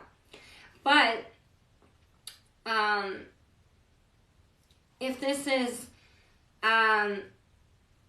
they're gone, and for some it's just gone forever, there's no reconcile, it's like, you know, and different people could be on different things, feeling good about that, bad about that, whatever. But the important thing here to remember is that no matter what, there will always be another Ten of Cups. Don't think that just because you had that one Ten of Cups, you'll never have a Ten of Cups again. You'll never be able to have happiness again. Like, don't get caught up in feeling like this Four of Swords, like, I just have to suffer for the rest of my life. Like, you know, like this could even represent a situation where it's like, well, I don't want to bring death into it, but say like if you know, somebody passed away and left their lover behind. You know, some people might romanticize to say, oh, I'll never love again. And everybody is valid to feel whatever way they feel on whatever level. But there is a mental way to convince yourself of you should or shouldn't on both polarities there. So, in that respect, you're creating and setting the terms of a new contract. So if some sort of contract, emotionally, job, or whatever, or a relationship has come to an end, it's not meant for you to mourn forever. It's not meant for you to never have no more happiness. It's just not. Now, it's okay for you to not be ready and to need time, but I just do not like the affirmation of a cut and dry, you know, once you've had it and it's gone, you know, it'll never be there again. You don't know, like this person, like there could be many people in this world that resonate with energies or that can provide a sense of love and fulfillment and can work with you in this physical world. Like on a soul level, we are all connected. We all have a love. If we've lived a life or shared a marriage or shared something important or parented kids together or whatever it is, that mark is never gone. Like that is a part of existence. But in this world, we're never meant to truly be alone or not have people that are going to be there to help us work at things in our life with. So it's like, I don't want to make the message so specific, but if you really are mourning something with death here, the Five of Cups, the Four of Swords, and the Five of Swords, like, these are a lot of energies that are going to require temperance. And they're going to require temperance while you're waiting for the Ace of Swords, that communication, the epiphany to help you move forward, to get a new Ten of Cups, or to sustain a new way to grow with whatever you feel you've lost to gain back, or to gain some sort of... So Capricorn, definitely temperance and waiting for the right communication is important. Don't run away with your wounds like the Five of Swords. Don't run away with beating yourself up over your mistakes like the Four of Swords. And do not just feel so sad like the Five of Cups over what you don't have, because you really need to focus on what you have to be grateful for. Because you don't want to focus on all this death, like all of what you've lost along the way. You really don't want to focus on that. Like, I feel like during Pisces season, a lot of PTSD or past stuff just kind of bubbled back, and it's like emotions I buried, didn't want to feel, were all of a sudden needing to be valid and like come to the surface and felt. That's very uncomfortable. It's almost like I keep stuffing it down, and then it keeps lumping up, and I keep stuffing it down, and it's like, that's what's creating a lot of that sort of, you know, that PTSD, because it's like you're never allowing yourself to feel it's okay to express how you're feeling, and you think it's not appropriate, so that's why you always keep bearing it down. And that's why it's always coming back to remind you, because it's unfinished business, it's unresolved. So make sure you're making time to resolve your unresolved resolutions, so to speak. So make sure, Capricorn, the golden children, inner child, tenderness, innocence, rare gifts. So Capricorn, I mean, you come off so strong, and like you have a strong stomach, like you can handle a lot, like you know, you're a cardinal sign as well, like one that can lead or follow, like and you have a very playful inner child about you. You can be tough, but you have an unmistakable tenderness. You have this. You can be.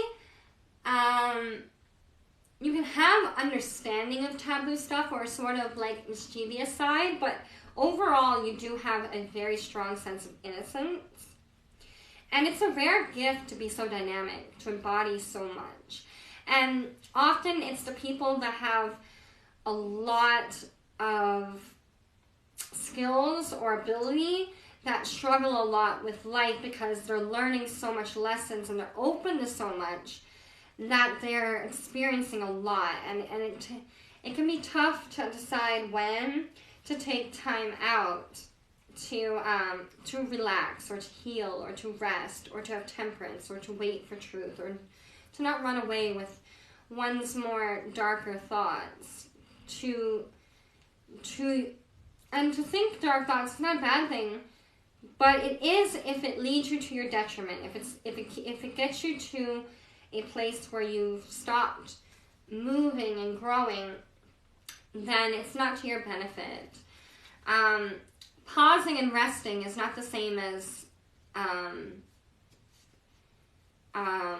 limbo or stagnation. Like they all touch on the similar energy, but there's the choice to feel one way or the other, to look one direction or not, to look up or to look down.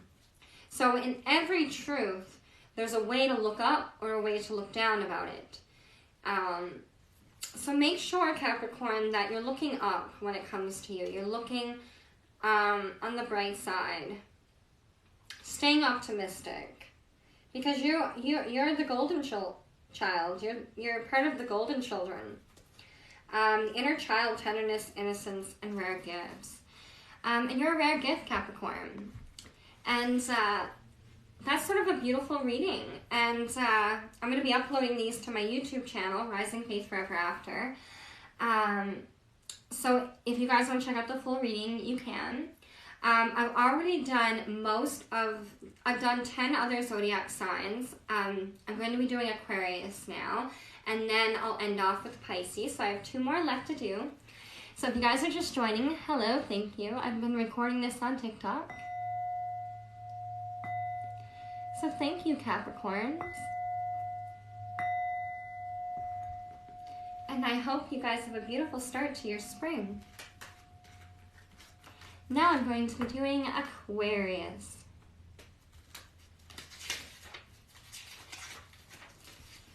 How are the Aquariuses out there? How has Pisces season been treating you? Have you guys been feeling extra creative, imaginative? The more darker sides of that could be, feeling a lot of illusion or sort of murky imagery. It just depends on what phase of life you're in for different Aquariuses, but Pisces can be illusions, right? And we either like the illusion we see or we don't. If we're in a desert and we see an illusion of water, that could be very pleasing in the moment, but if we actually realize we can't have water, it can become a nightmare. So it's like, Pisces is kind of like that. It's the duality between upstream and downstream, good, bad, heavens, hell. It's very much a dynamic kind of energy. So for you Aquariuses out there, you're very intelligent and mind-focused, but if you have Pisces in your chart or a water sign or a different aspect there, it could lead, it could lead there to be some challenges, especially over emotion. I know Aquariuses get a lot of rep for being emotionally disconnected or shut off, but that is, of course, not true. Aquariuses have beautifully big hearts. They're humanitarians. They love people. They are a strong sense of justice, so they want things to be fair and people to respect uniqueness and difference, more than just needing to be watered down or be the same. So it's not that type of coming together where everything needs to be the same. It's that celebration of coming together and celebrating the uniquenesses. So let's get a few cards for you, Aquarius.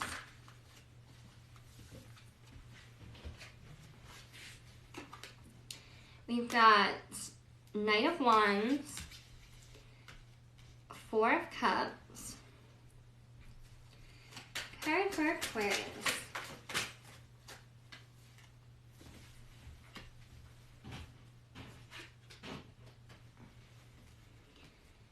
We've got the Queen of Wands, we've got the Two of Cups, Justice,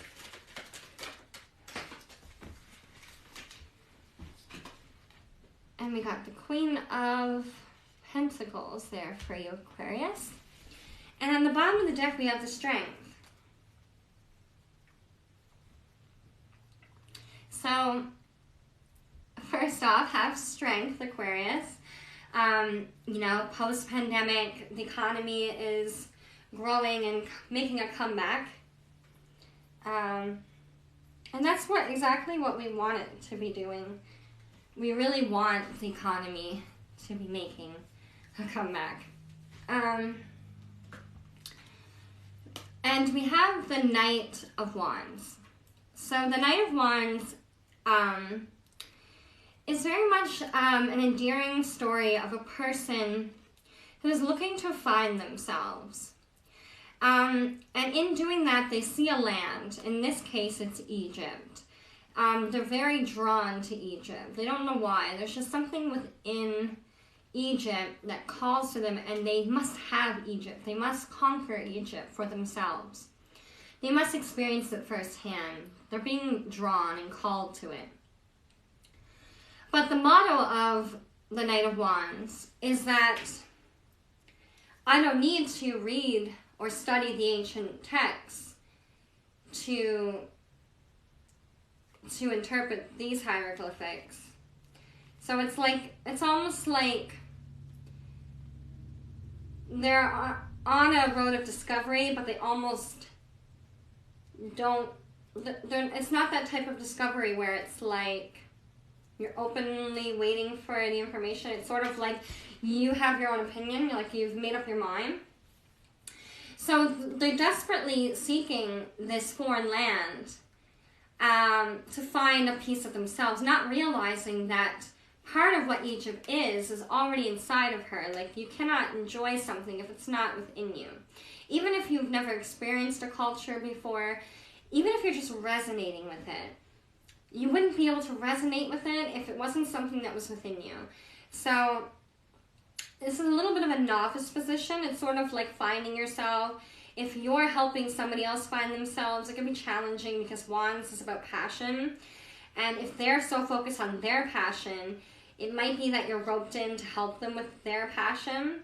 And any type of pursuit that way, if people are unconscious about it and then they wake up and then they're like, whoa, I don't really want to help them like I thought I did, they could be begrudging. So it's like, if you are the person helping this Queen of Wands sort of find their passion, be patient, understand that they are acting out of unconscious patterning because they're desperately trying to find and know themselves more. Is what I'm getting here, Aquarius. Or it could be that you are the person looking to find yourself. And you're looking for the right mentor or thing that can help with that. Next I have the Four of Cups. Now the Four of Cups, again, it's been a running theme tonight. It's come up a bunch of times for a few other reads. It's a card about being unfulfilled. It's a card of sitting down and looking at the cups, past, present, and future, and seeing that the past cup is empty, the present cup is empty, and, thinking that the past is empty, the future is empty, and looking at this present cup that you have that is full, but you're seeing it as half empty, like you're not really being grateful or appreciative of what you do have. And in the back on the shelf here, there's a skull, which is like the hidden aspects in our psyche that have gone to a dark place to sort of die. They're deceased. It's sort of left behind. It's not, we don't think it's in our reality anymore.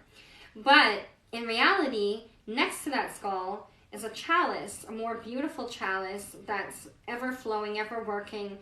And that is the one that we always have within ourselves. It never goes away. We're born with it. No one can take it from us. So it's a card about not seeing any potential, but the potential is still there. So this is a card about maybe the journey thus far hasn't been as fruitful, or it's just not where you want to be.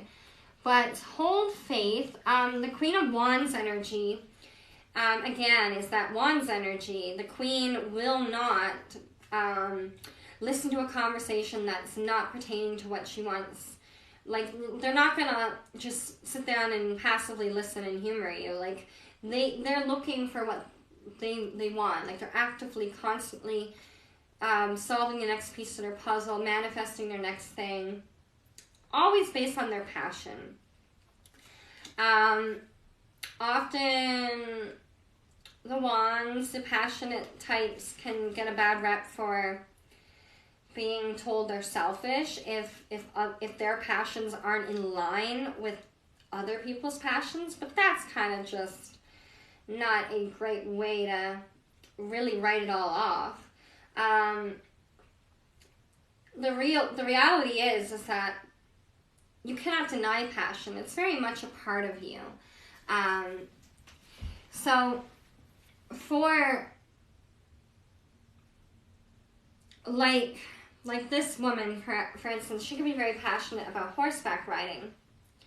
So perhaps, it's taken her a while to learn how to ride. And she's gotten there not out of intelligence, not out of skill, not out of it always feeling good emotionally. She's gotten there out of pure passion. You don't have to be good at something already to have the passion to start. You know what I'm trying to say? So that's kind of what this is hinting to, Aquarius. It's like, maybe that's it. Maybe being an Aquarius, you're so mentally focused, like intelligence and ideas and thinking, being all up in the mind. Perhaps you could be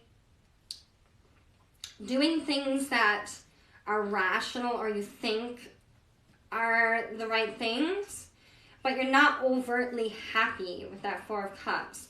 So maybe it's saying that you've seen the novice aspects of the Knight of Wands, and you've seen the conquering aspects of the Queen of Wands.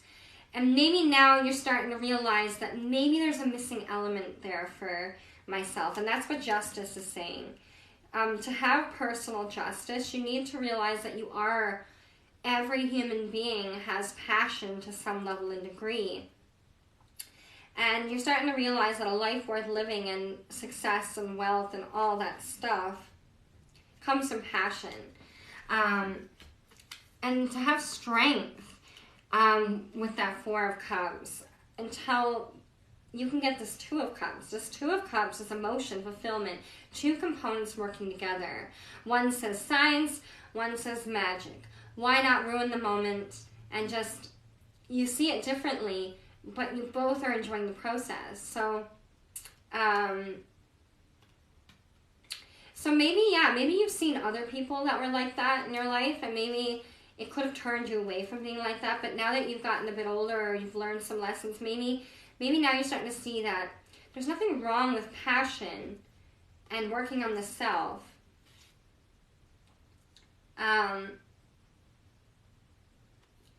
It's only if you exploit others based off your passion that's bad. So that's what I'm trying to say.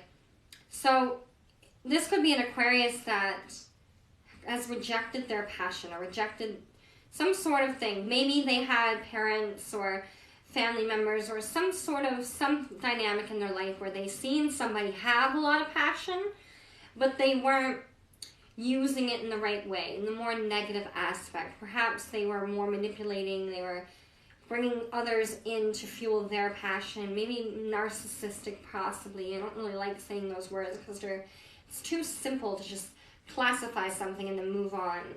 It's like there's so many broad interpretation within anything. It's sort of lazy. It's lazy mentality to write things off by just simply terming them. But that's the energy I'm getting here, is that an Aquarius has maybe been seeing the passion in others and working hard, and now they're realizing that, the hidden piece is my own passion, like figuring that a lot of what can really succeed and work in life is based off my passion. It's about conquering your passion, having strength when things aren't working out, that you have the faith that they're just going to, whether you see the results or not. And that's what's going to attract this Two of Cups, bring that good result in for you. Now this Queen of Pentacles, again, is about mastering the physical world. So having a lot of physical... now this Queen of Pentacles, again, is about mastering the physical world. So having a lot of physical success, the feminine aspects of materialism, not just feminine materialism stuff, but like the feminine side energetically to what materialism is. So Aquarius, you could very much be thinking about what the perfect home is, perfect career, perfect place to live. Could take a lot of strength to move away from old passions to new passions. Maybe that's what I'm seeing here, from the transitioning from the Knight of Wands. Like, I'm not sure if this is for me, to the Queen of Wands. Like, I know what I want, I'm going to go where I want, and I'm not going to tolerate what's not good for me, so I can have my success. So that's what I'm seeing there for you, Aquarius. So let me draw you a Starseed card for Aquarius.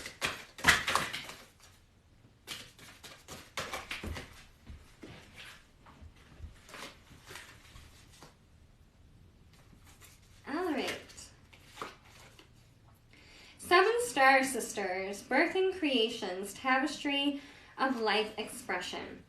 Okay, yeah, this definitely is about an Aquarius who's been tied up. Maybe you've stopped being creative, or maybe you don't feel like you can start what you really want or birth that creation yet that you really want because your tapestry isn't right, like, or your nest isn't right, but But the tapestry of life is a beautiful, isn't right, or...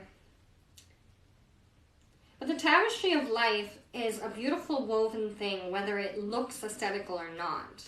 The whole picture, when you look at a painting from far away and you see all the small things together within that painting, it's beautiful. But if you were to go look right up close and pinpoint any one thing out, I'm sure, like me as an artist, I can say this, it's like at one point, your artwork or your picture that you're drawing will never be finished. Like, you can literally continuously keep drawing, keep erasing, keep making it look different, keep changing it. It'll never be finished until you say it's finished. So if you are endeavoring to constantly be trying to please others and not having a clear idea of what that is for yourself on a passion level, you could constantly be working hard for the next thing, the next thing, the next thing, thinking it'll add to your value while still never feeling valuable. When the answer is, whether you have things or not, you have value. And the tapestry of life is ever etching and woven, and it's always working. Every little thing you do is another knot in that tapestry. And if you make one knot a little bigger than the other, when the whole tapestry is done, you're not going to notice it, or one's a little bit smaller, or one's not stitched right, or you missed a stitch, or whatever it is. You know, don't worry too much about perfectionism. Maybe for some Aquariuses, perfectionism has stood in the way of their self-expression. And I'm here to say right now for those Aquariuses, have that personal justice back into your life.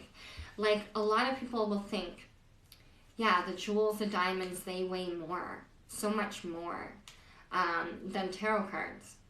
But say, the tarot cards are representation of the lessons, our ideas, our intuition, our creativity. It's our energy.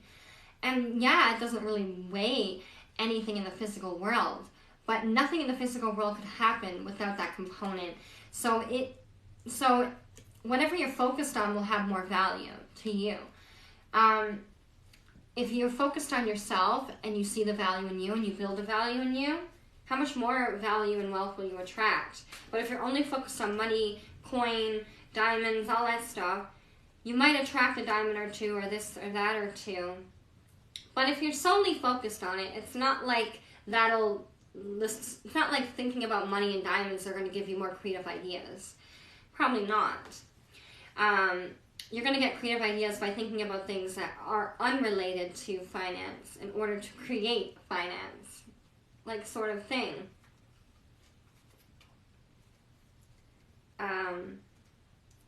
So that's beautiful for you guys.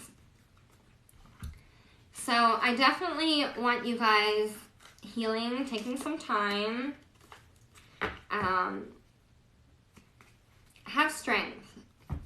You're really intelligent. You're going to have the answers, Aquarius, very soon.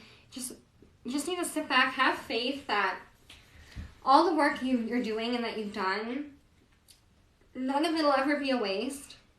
And now, if you're feeling unfulfilled, is the time to say, this is just life telling me it's time to relax. I've addressed that it doesn't feel good.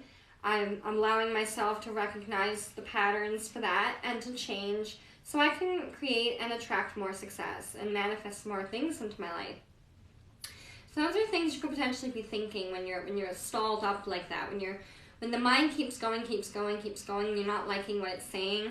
The best way to quiet the mind is to simply ignore it. Sometimes that's the way you have to do it. The mind might keep going, but you just learn to ignore the thoughts, to be like, I'm not going to let you control how I feel. I'm not going to let my own mind thought tell me, control me. You know what I mean? Because our inner voice is linked to the ego.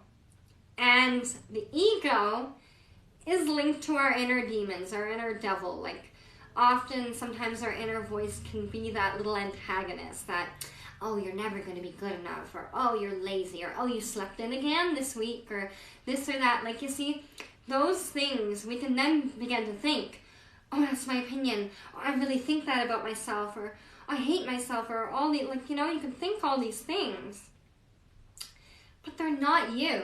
They're that little, it's that monkey mind trying to trigger you, trying to get a response out of you. Our mind is like a child. It doesn't understand the emotion or what it's doing to us. It just knows it needs to work as the mind does. It just needs to bluntly blurt out stuff because we may need to use it, or we may need to look at it or not. The mind can't determine. It can use a little bit of rationality to understand what's a good thought, what's a bad thought, all that stuff. But overall, the mind just, it's sort of just there to kind of verbally diarrhea, just to kind of splat out the obvious or whatever thought is there. Our intuition and our emotions, well, okay, so sorry, I'm skipping ahead. Our emotion is, while we're in the physical body, we're linked to our physical body. And any stress or things that happen to us in the physical body leaves a physical emotion, an imprint.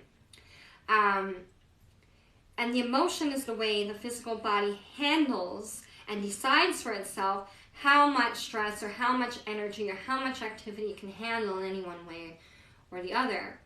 Now, our intuition is like the thing that's connected to soul. It's our center. It's the thing between everything. It's the thing that just observes.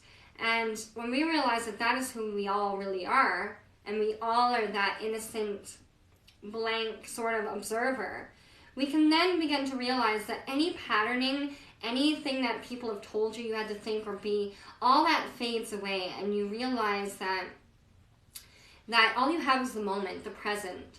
And when you see the present, as a gift for you, and each moment is, each breath is beautiful then, the mental mind has less merit. The ego, the mind never stops thinking and talking and going. But ego death is not that, oh, we stop having those thoughts, or the ego dies and goes away. Actually, what ego death is referring to, it's referring to the fact that the ego isn't the most alive aspect in you anymore. You're not choosing to give the ego all the life, all the power. So ego death is very much by letting the ego take the back seat, so you can relax, be present, be open to new opportunities. So with that, thank you very much, Aquarius.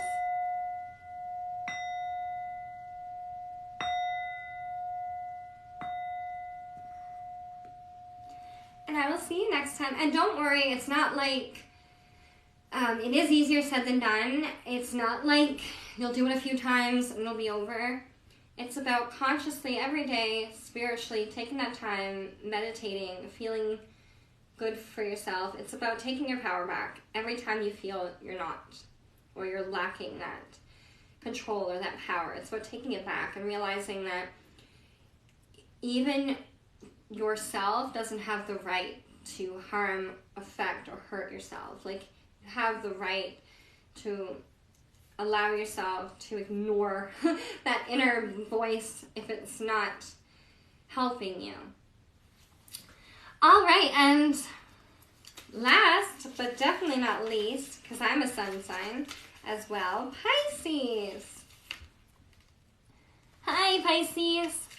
And it's Pisces season. We're just coming to the end of Pisces season in another week or so. Or I'm not sure exactly on the date. I checked beforehand, but we're moving into Aries season. So Pisces, if you've been really creative in your energy lately, or if it's been positive work, or if it's been negative, have faith knowing that the springtime energy is coming with that Aries energy, and you will start to get back that physical energy. If you've just been laying in bed kind of feeling lethargic over the last little while, don't worry, you're going to get your energy back. There's a time and place for everything, and this Piscean energy has created an opportunity to give a lot of people time to slow down, think, imagine, dream for the spring. Again, other people have had these cards. The Five of Pentacles, a card of need. And the Three of Pentacles, a card of working together on some sort of project. Now, and you have the moon. So things could be a little unseen, hidden, secretive.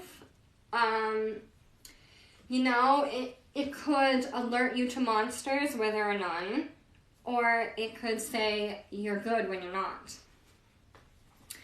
The King of Wands is about, you know, I mean, he's got a throne, but he ain't gonna sit around on it. He got no time for that. The King of Wands won't sit around in his castle all day. He's the kind of king, he wants to go out, he wants to travel, he's ready to start something new, he's just ready to go. Okay, another card for Pisces. Again, with the Four of Cups, feeling a little unfulfilled, dissatisfied. All right. Pisces. Card for Pisces. And we've got Temperance. With the Magician on the bottom. Okay. So Pisces, whether you're taking care of someone or someone's taking care of you, or there's this need. There is a need for either education, support, community, security, friendship. It could be about many different things, but it's a card of need. There's something that you need. And the Three of Pentacles is about physically working together to create and manifest dreams. And the three components of that are the hard work and planning and ideas and mental mind, the intuition and observation of the tarot reader here in the middle, and the physical experience and skills and knowledge, or not knowledge, of physically building, like the three components: physical, idealistical, and intuitive, coming together to. It's sort of like the mind, body, and spirit coming together to manifest and create our shared dreams and goals. So Pisces, you could be wanting to play a bigger role in the collective. There's needs in the world right now, and perhaps you're needing to move out of your comfort zone and work with other individuals to satisfy some of that need for yourself and for others, perhaps. The moon says that go with caution. Eyes wide open, but don't always believe everything you see. Always be like intuitively feeling as well as practically seeing and observing. You know what I'm trying to say? Like, sometimes it's best not to run away with the ideas of paranoia and to just sit on the bank and pet the cat and just wait for things to unfold to see what your move is. The King of Wands, yeah, he doesn't want to sit in his throne. He wants to go off and have this new thing. And with the pandemic, everyone's been like grounded, like home a lot. Like, I mean, even people that weren't as adventurous probably are feeling adventurous now just because of that forced need of you have to be home for so long. So very much, a lot of people in the world are wanting to collaborate, wanting to get out of their comfort zone, try something new, do something explorative or fun or engaging or necessary in the world today that we need. Whether it could be charitable or it could just be institutional. It could be whatever, but it's definitely something that is in line with passion because it is the Wands. And we have the Four of Cups, so because of that Five of Pentacles need, it's no mystery that it's been leaving you a little unfulfilled. It's like you're just looking at what you don't have and the glass half empty. You're not seeing that beautiful chalice you were born with. It's not about what you have, it's about who you are. And who you are deep down, the fundamentals, the value, the skills, the talents, that never changes. You're born with that. No one can take that from you. Only you can take it from you, ignore it, or devalue it. And it's up to you to work on it, to value it, to grow it, to see it, to completion, to fruition. To have that tree bear fruit so that you can partake in the sweetness and the reward of all the efforts of everyone involved. Like the Three of Pentacles is about collaboration, and the King of Wands is about personal passion. So wouldn't it be so great, instead of compromising yourself to work on things that are not in line with your passion, wouldn't it be great to put all that effort into something you're very passionate about, and it feels very personal and very self-oriented, but yet there's others that share that, and it's happening so much quicker because there's a lot going on. Like, things have the potential to be manifesting really well right now. So don't let the past, don't let who you think you used to be, or don't let all these self-limiting things hold you down, because the Four of Cups to me says of having almost like poor self-esteem, like not believing enough in yourself to trust you'll have more. So then you think you have to force your way and protect this last cup, because if someone else drinks it on you, you'll have nothing left and you'll never get it again. Like, that's kind of a cup of kind of feeling like, I only got one cup left, I'm so defensive over it, nobody come take it, I'm not sharing it. You know what I mean? It's just like you're not going to attract happiness or opportunities or people that way by putting up a wall, or, you know, hurt people. So, you know, the more you focus on that hurt, the more you're going to have that hurt bubble out into your life. And that's what's creating the flux of hurt in this world, is everybody feeling victimized and justifying the hurt they spread on. Like, oh, I was a victim, so now, you know, because, like, you know, everyone's comparing things, and that's not the point. The point is to have temperance. The point is to not compare, not to compete within yourself, but to understand your value. This person has the red wings, can fly away anytime, doesn't need to be on Earth, but she's standing on the earth and in the water. And yes, birds swim. Wow, I just thought of something. Birds really do. They fly, they can waddle on land, and they can swim in the water. So wow. So literally, it's about having temperance, knowing the appropriate time and place to poise yourself in the appropriate position to attract or to observe what you need to then make next steps. It's not about forcing it or pushing yourself to do it, or like, there's a time to dive in. But, you know, there could be eels or flesh-eating piranha or whatever could be in the water. I'm not saying that you need to be paranoid, but I'm saying that depending on the situation, this temperance says, I need to test the water before I go in. Maybe she's taking a water sample and she's analyzing it.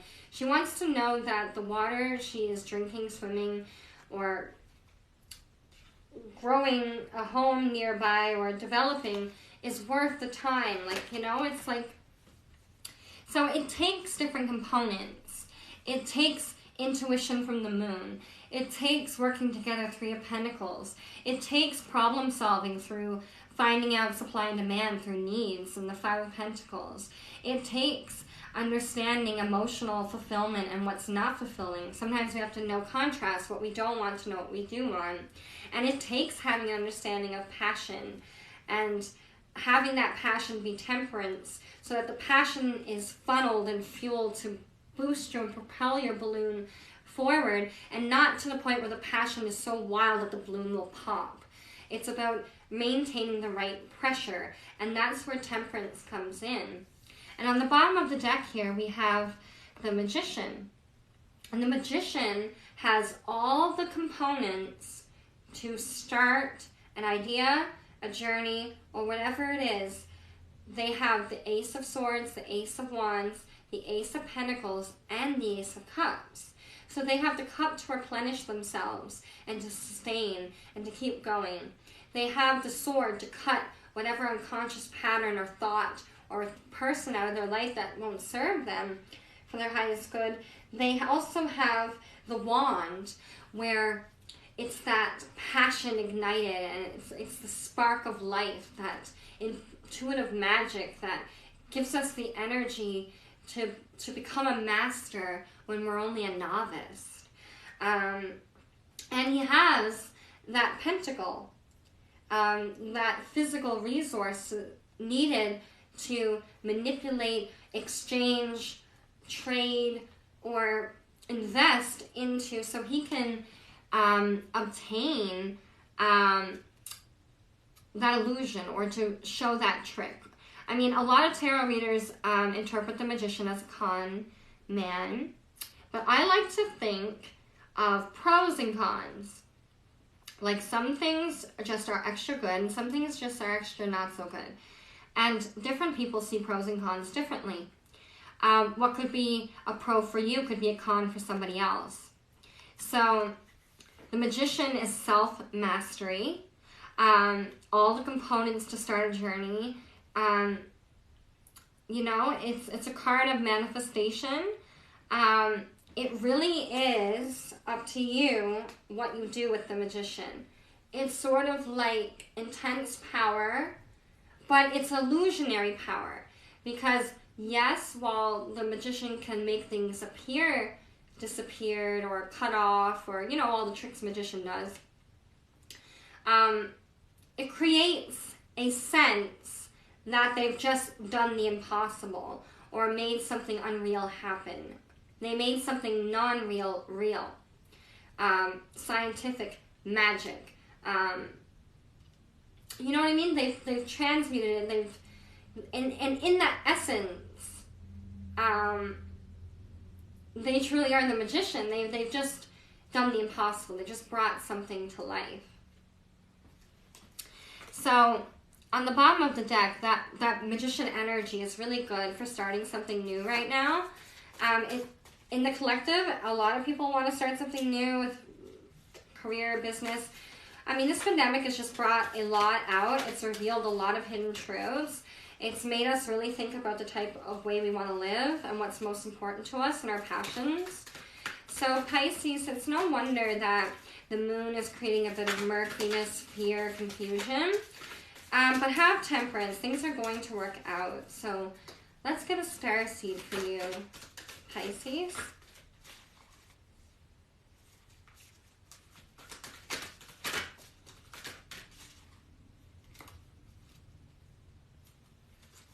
I keep getting all the same cards for the other ones. I got Horus Energy, Star Brothers, and I got Double Mission for Taurus.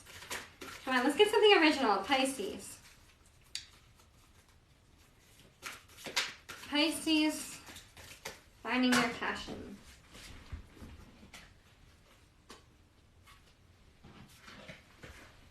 Here we are.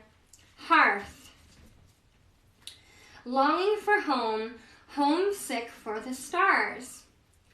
Pisces, because you're a dreamer, because, just look at this card.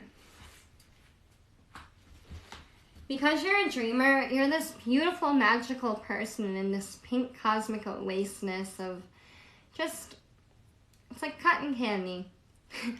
It's like you're homesick for the place that makes you feel alive and loved and you and all that kind of thing. And don't worry that it's all this neediness and, you know, maybe you're at this point in your life where you thought everything was okay and now you're only just realizing how not okay it is. And now you want to beat yourself up. Don't beat yourself up. It's a blessing that you're seeing it all bad right now. I know it doesn't seem that way, but it is, because that's the first step to finding what you want is the contrast, knowing what you don't want. And being homesick is never fun. So do things that help mute that a bit. Like maybe get in touch with a loved one. Have an honest conversation with somebody you've been longing for. Or redefine. Maybe you're redefining what home is for you. Maybe you've never felt like you've ever been home. Maybe you need to go visit home. You know, in the pandemic, there's a lot of people that haven't seen their loved ones or their family probably for a few years, or at least a little while. Well, thank you for the likes. So Homesick for the Stars. We also are star energy. We're born in as cosmic energy. So realizing that as Pisces is sort of like, you know, they have problems with the root chakra, staying grounded. You know, they're very dreamy, unearthly even.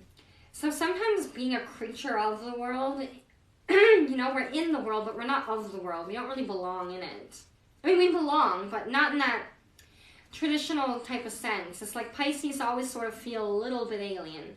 But yet, that's what really propels them to be so understanding of every other type of energy, is because we understand how it is to feel so unconnected, unalien, by seeing the polar dynamics of good and bad, heaven and hell. It's almost like we decide, instead of like mind and body and then intuition in the middle, it's like Pisces is it's like Switzerland. It doesn't have a side, but yet it's so very painfully aware of both sides. So for Pisces, sometimes the most home you'll ever feel is sort of in the stars. It's sort of when you're daydreaming, or when you're bringing something impossible to life. Like Pisces, you're a bit of a magician. You're pulling rabbits out of your hat, and people are like, where did you get them rabbits? Like, how do you keep pulling them out of your hat? Like, people are blown away by you, Pisces.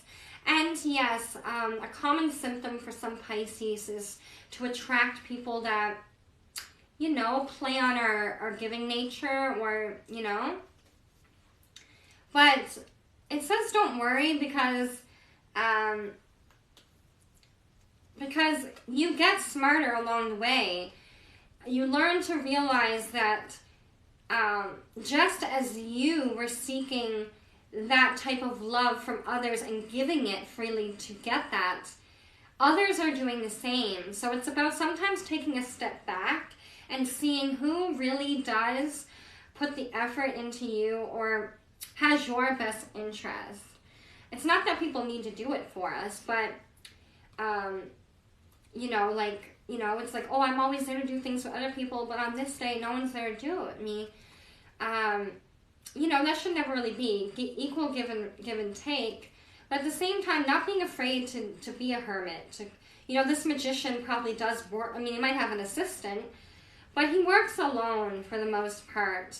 Not because he needs to be alone, or he works better alone, or not, or all those things, but because there are some things about the profession of a magician that not everybody can readily help or understand with.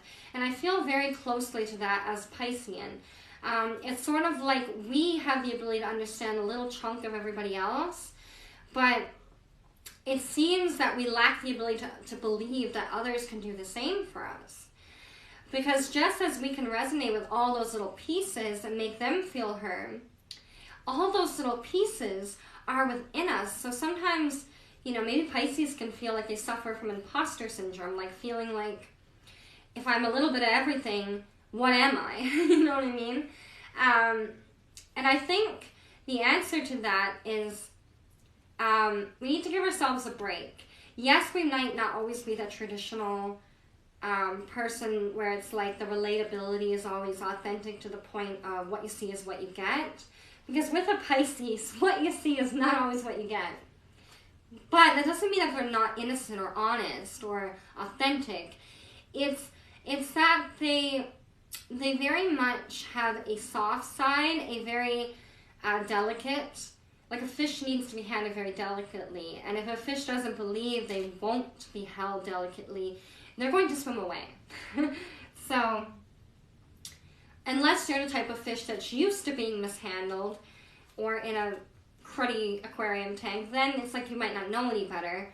But for the most part, conscious, awoken Pisceans who really want to be in control of themselves and manifest for themselves, they are realizing that a lot of what they thought were their weaknesses are actually their strengths, and it's a thing that people do admire about them. But understanding will come in time, but not to force it. It's not like it'll happen in a day.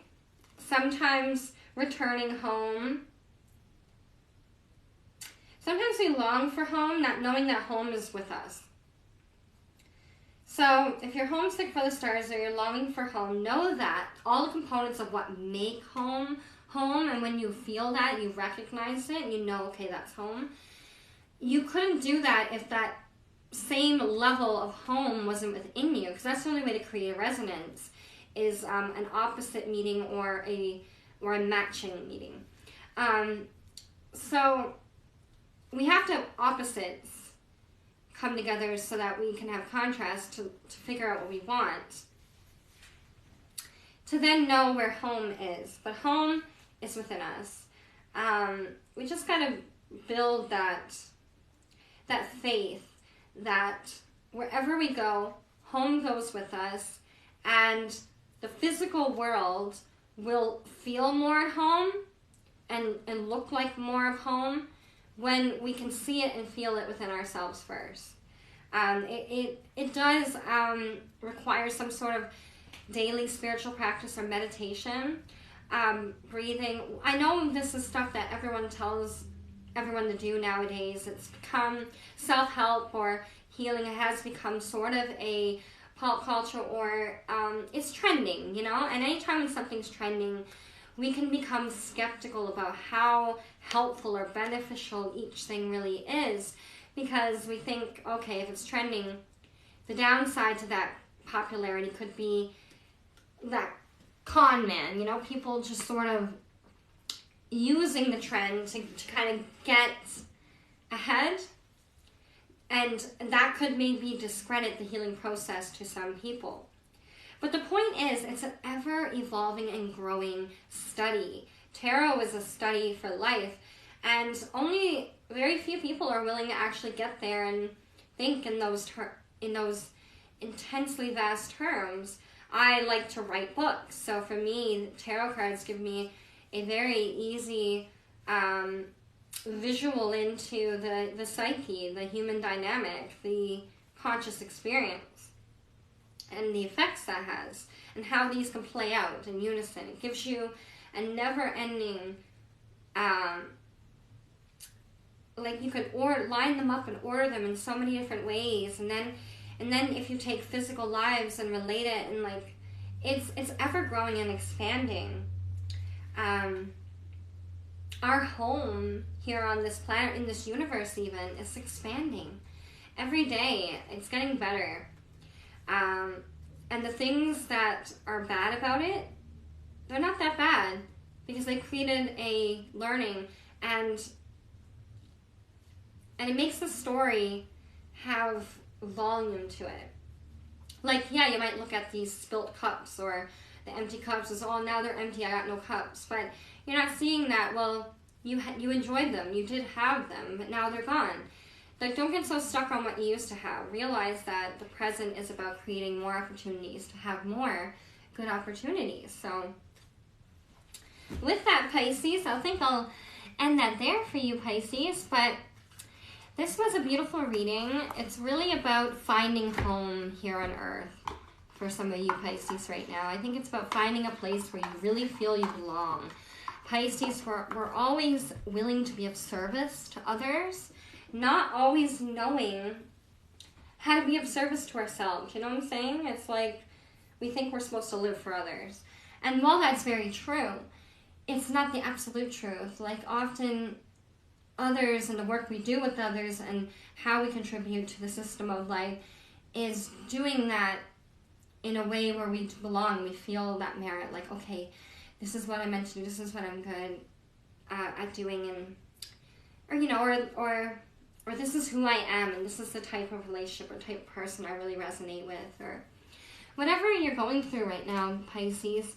You definitely have the ability through the Magician to manifest what you need.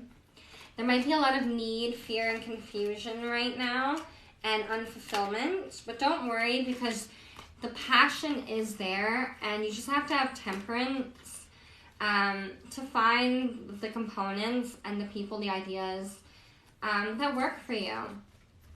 And that's beautiful, Pisces. I really hope you guys enjoyed that reading. Give you a little tone cleanse.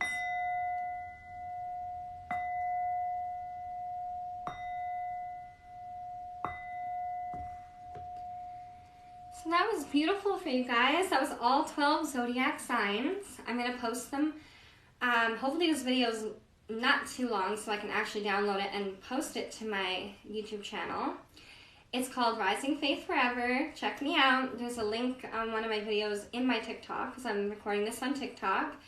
But I'd like you guys to check it out if you've enjoyed it.